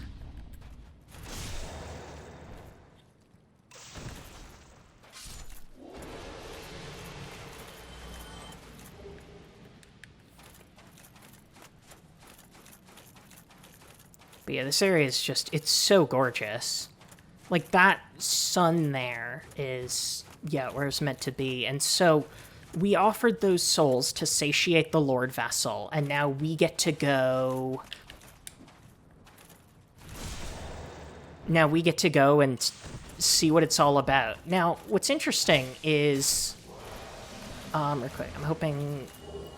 Thank you. I hope that you will also learn more too. That is my goal with these. Yeah, I love the knights being there too. Okay, yeah. It's just about how they face chaos demons. Now, what's interesting, we know Gwyn died, kind of. He sacrificed his soul to the Lord Vessel. But it also refers to this area as being Gwyn's prison. And that's really interesting. Because if Gwyn is dead, how could it be his prison? And you could just say, oh, well, Gwyn didn't link the flame and he's just alive. But the question then is, how was the flame linked? And I realize I'm wording that very confusingly, so I will just say Gwyn did link the flame. I don't want to make it sound like he was, like, that's not true. Shit. Get out of here. Bitch.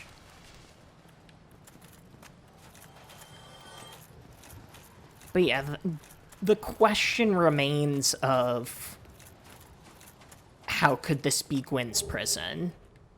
Nice.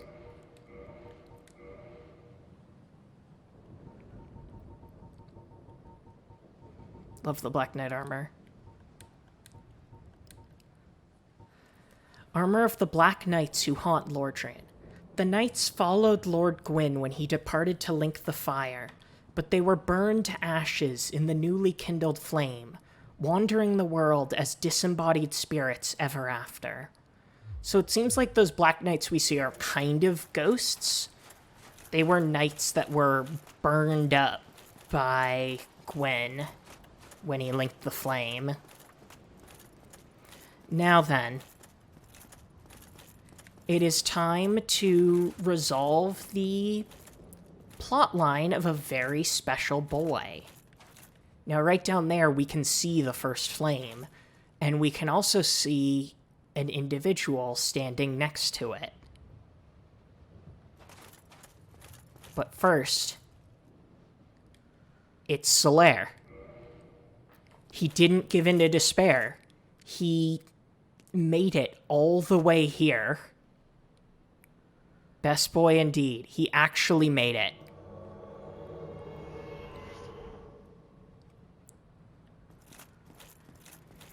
And he's realized that the time has come to put Gwyn to rest. And he did not give up on finding his own son, which makes me very happy. So we're gonna use him to help clear out these dudes. Solaire, my man, you got this.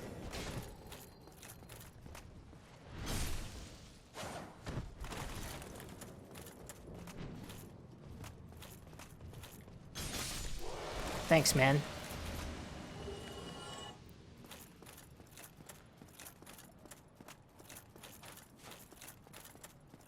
Yeah, he can also fucking die in his quest line, so this is absolutely the, wow, that guy really did a number on me. Shit. I'm sorry, Solaire, I didn't mean to interrupt you. He's using the most broken weapon in the game. I'm going through, like, all of my health here. That's gonna make the boss fight very difficult, but...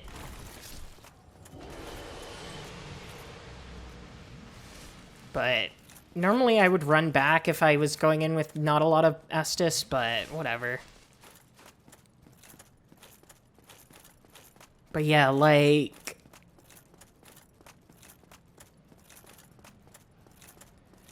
this fight is... I will say, when I first played it, it definitely did not, Don't worry, I'm just sending him home so I can resummon him at full health. You know, this boss fight really surprised me, but... and nobody say anything. But, like, this is... Like, when we're talking, like... You know, I've said I have mixed feelings about the soundtrack of this one. But if we're looking for an amazing final boss theme, like something to really suit all we've been building to, this is it. Like, to those of you that are not familiar with the soundtrack, I think you're really gonna like this track. It's really something. It definitely stands out. Bella, you're just in time. Quite literally. No, we're about to do Gwen. Alright. Ready?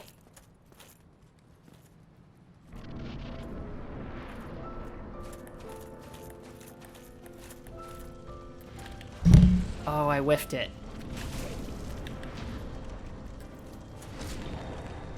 Gwyn, Lord of Cinder.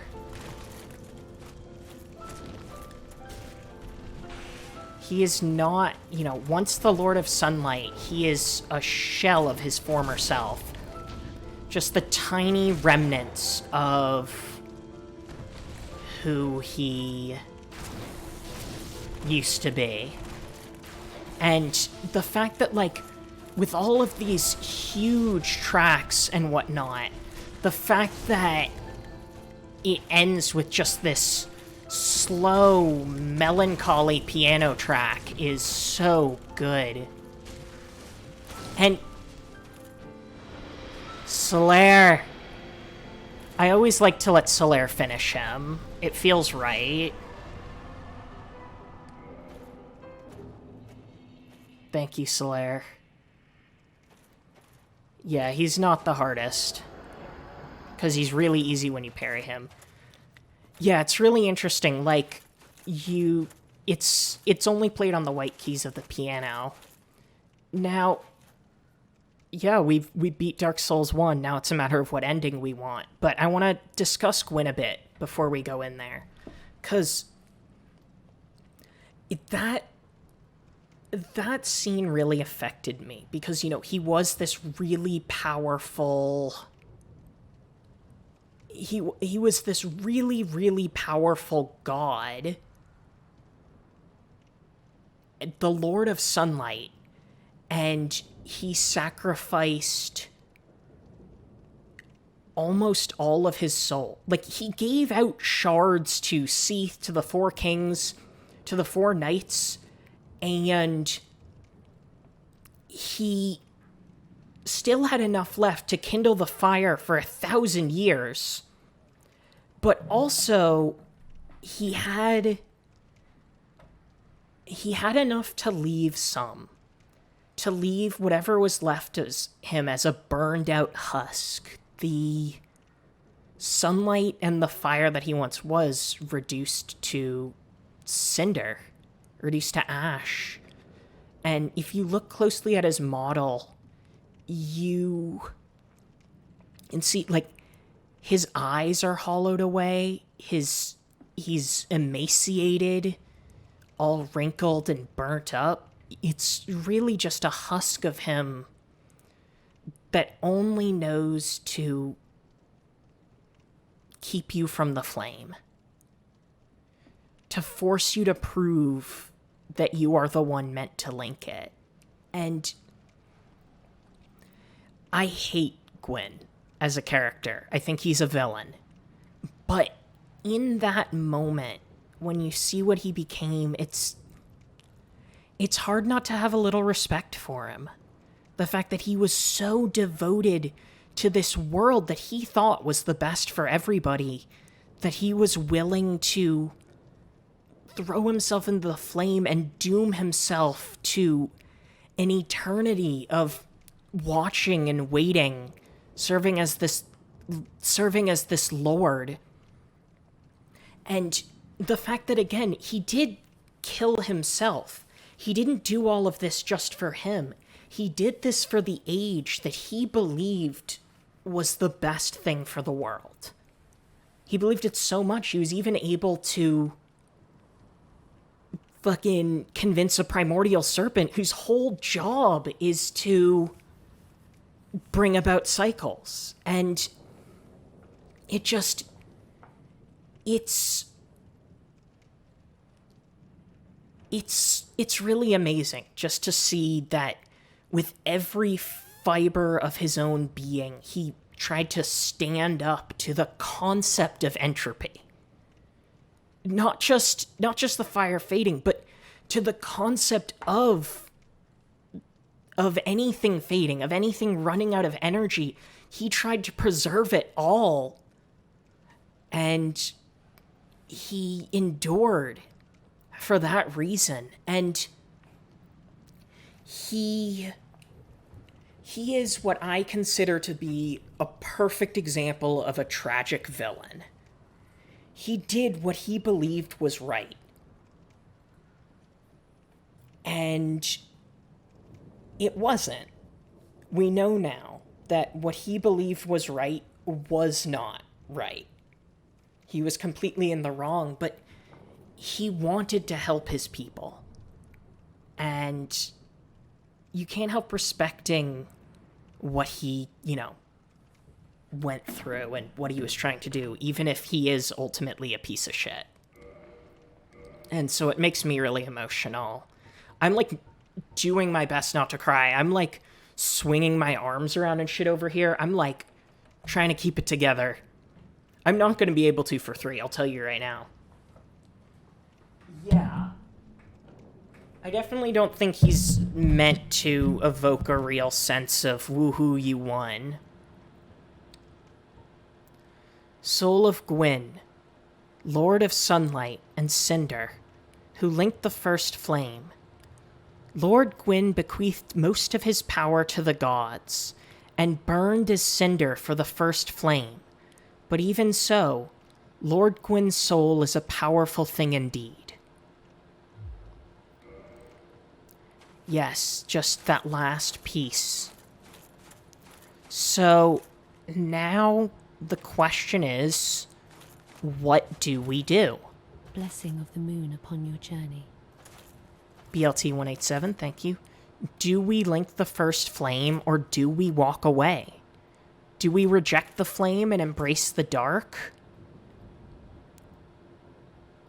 Or do we link the flame and keep the Age of Fire alive and keep people from hollowing? Both options have their merit. There are solid reasons to do either. But I think I ultimately want to leave it up to those of you that were nice enough to follow along with this whole journey through all its technical glitches and me stammering over words and whining about one thing or another. Those of you that did stick around, I want to make sure that you get your input here. I remember my first encounter. Yeah, definitely, it's an emotional gut punch of a boss. It's the kind of boss that makes you feel like you're the villain for a minute. Bella, what is your question?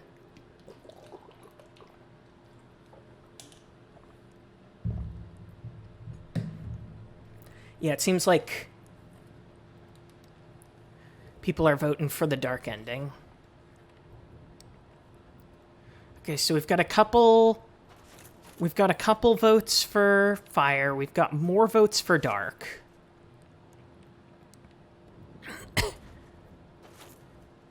Would another age come after an age of dark? Who's to say?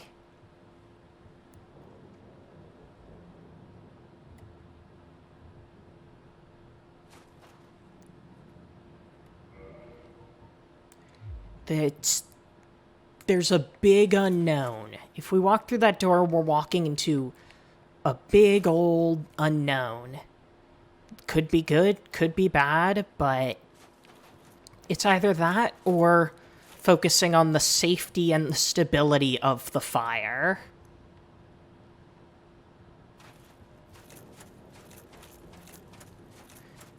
Last chance for votes. I have actually been tallying them, and currently Dark has more votes.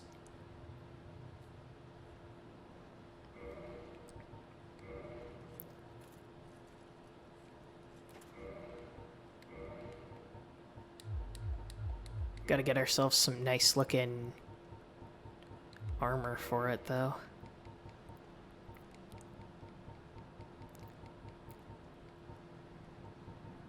I like the gold hemmed robes. Let's do the Black Knight set. It looks cool as fuck.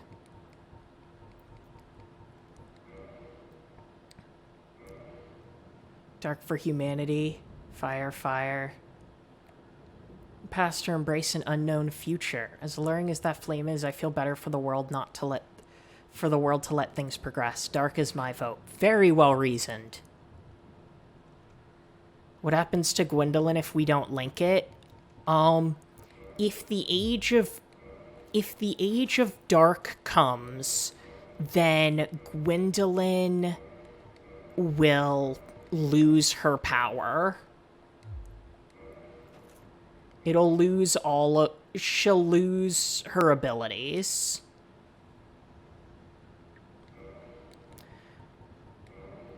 So, Gwendolyn would want us to link the fire, but it's also about what we want.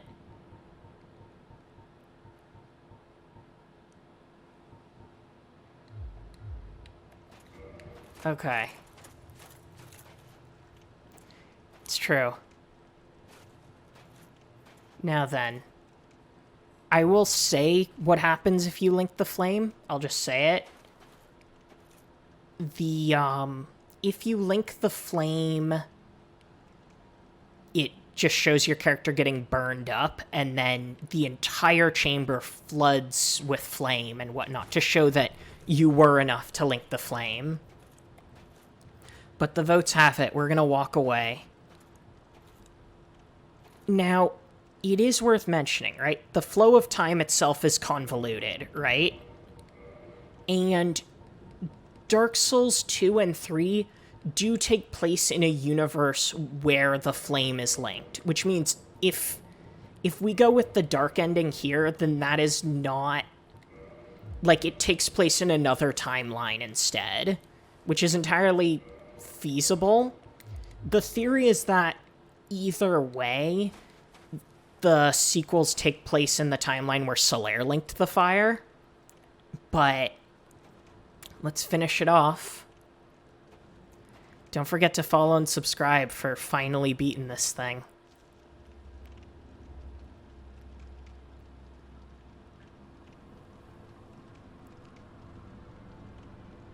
We look great. My lord, bless thy safe return. Let Carth and Frampt serve your highness. So it seems like Frampt kind of changed his tune. We are here to serve your highness.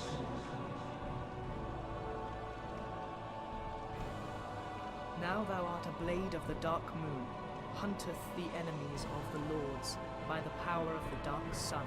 Let true dark be cast upon the world. Now thou art a blade of the dark moon, hunteth the enemies of the lords by the power of the dark sun. Celeste, thank you so much for gifting 5 subs. Now thou art a blade of the dark moon. I certainly hunteth appreciate the it. enemies of the lords by the power of the dark sun.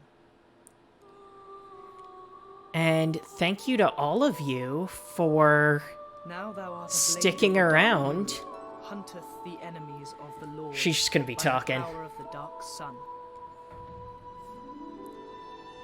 It's a good ending song.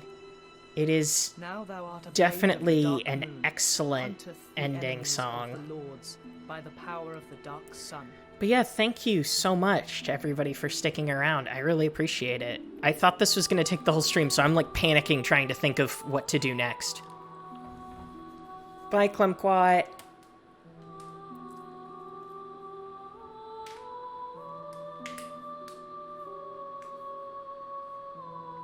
I did. That's like that's the subscription sound.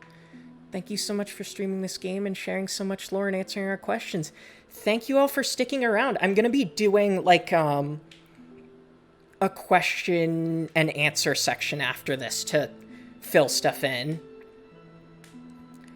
Being here, although I wasn't here for the long but nice streams. Thank you. We go over cut content. Cut content review does sound kind of fun.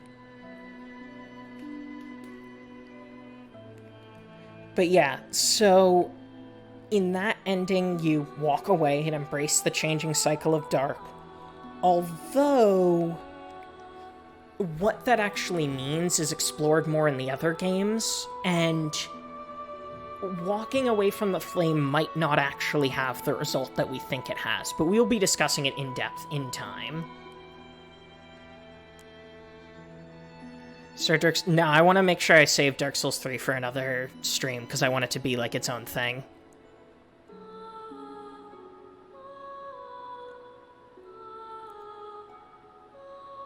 And I definitely want to do wrap-up stuff here. But yeah, thank you all for asking questions. I love it. So the canon ending, the chosen undead links the fire after they learn... Well, it is possible to go through the game without meeting Koth. Like, it is possible that the chosen undead just didn't meet Koth, but also it is possible that even knowing all that, they decided that the Age of Fire was the best thing, at least for the time being. Like, maybe they wanted Dark later, but they thought for the time being, while people work on preparing for Dark, they needed to help keep everything as it was for a bit. But it's hard to say. Yeah, it's very hard to meet Koth. You really have to know what you're doing. How do I like Dark Souls 2 Scald the First Sin? Play the original, and then that'll make Scholar more tolerable. I would say the only reason I was able to enjoy Scholar was because I played the original Dark Souls 2. I didn't realize Guinevere and Priscilla had the same VA. That tracks. Gwendolyn! Oh my god, how fitting for Abby's birthday.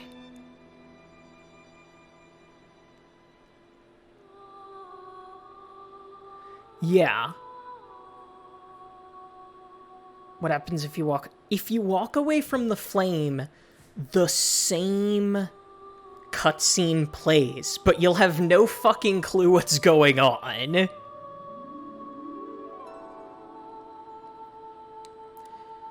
Oh, I didn't mention the Sif cutscene. Thank you for reminding me. If you meet Sif in the past and then do the Sif boss fight, Sif will actually recognize you before the fight, which is sad. Anyway, and then it starts New Game Plus automatically for some reason. It made me jerky.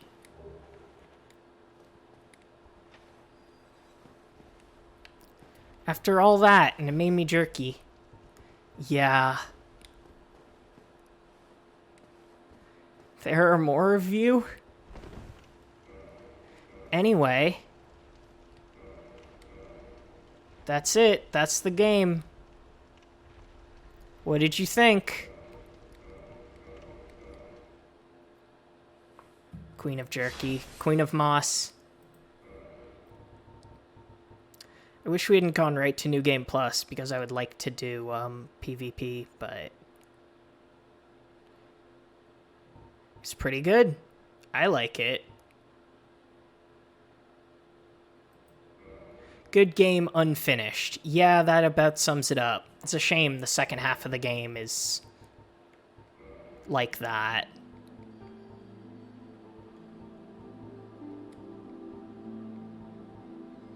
Well, we really made them similar. Me when my souls are dark. Okay. So, for the time being, how would you all feel about a different game while we do, like a Q&A session? Thank you for watching, Mango Cubes. Yeah, I think 1 and 2 are unfinished masterpieces, or like almost a masterpiece, and then not quite there, and then 3 really. Hot Chip and Live Throwback. Oh, thank you, Bella. Could go over I Told You So again, but play my video game. I made it. It's good. Play my other one when it comes out. I'll drop my links again in general. Typing on my loud-ass keyboard. Okay, so the question now is, what do we want to do next while we do our Q&A? I have Hades queued up. I have Fallout 76 as a possibility. I can run through a list of other stuff I have on hand, but those are the main 2 in the running, just because I know people really like Hades, and I really like it. How's Cooper doing? He's doing good.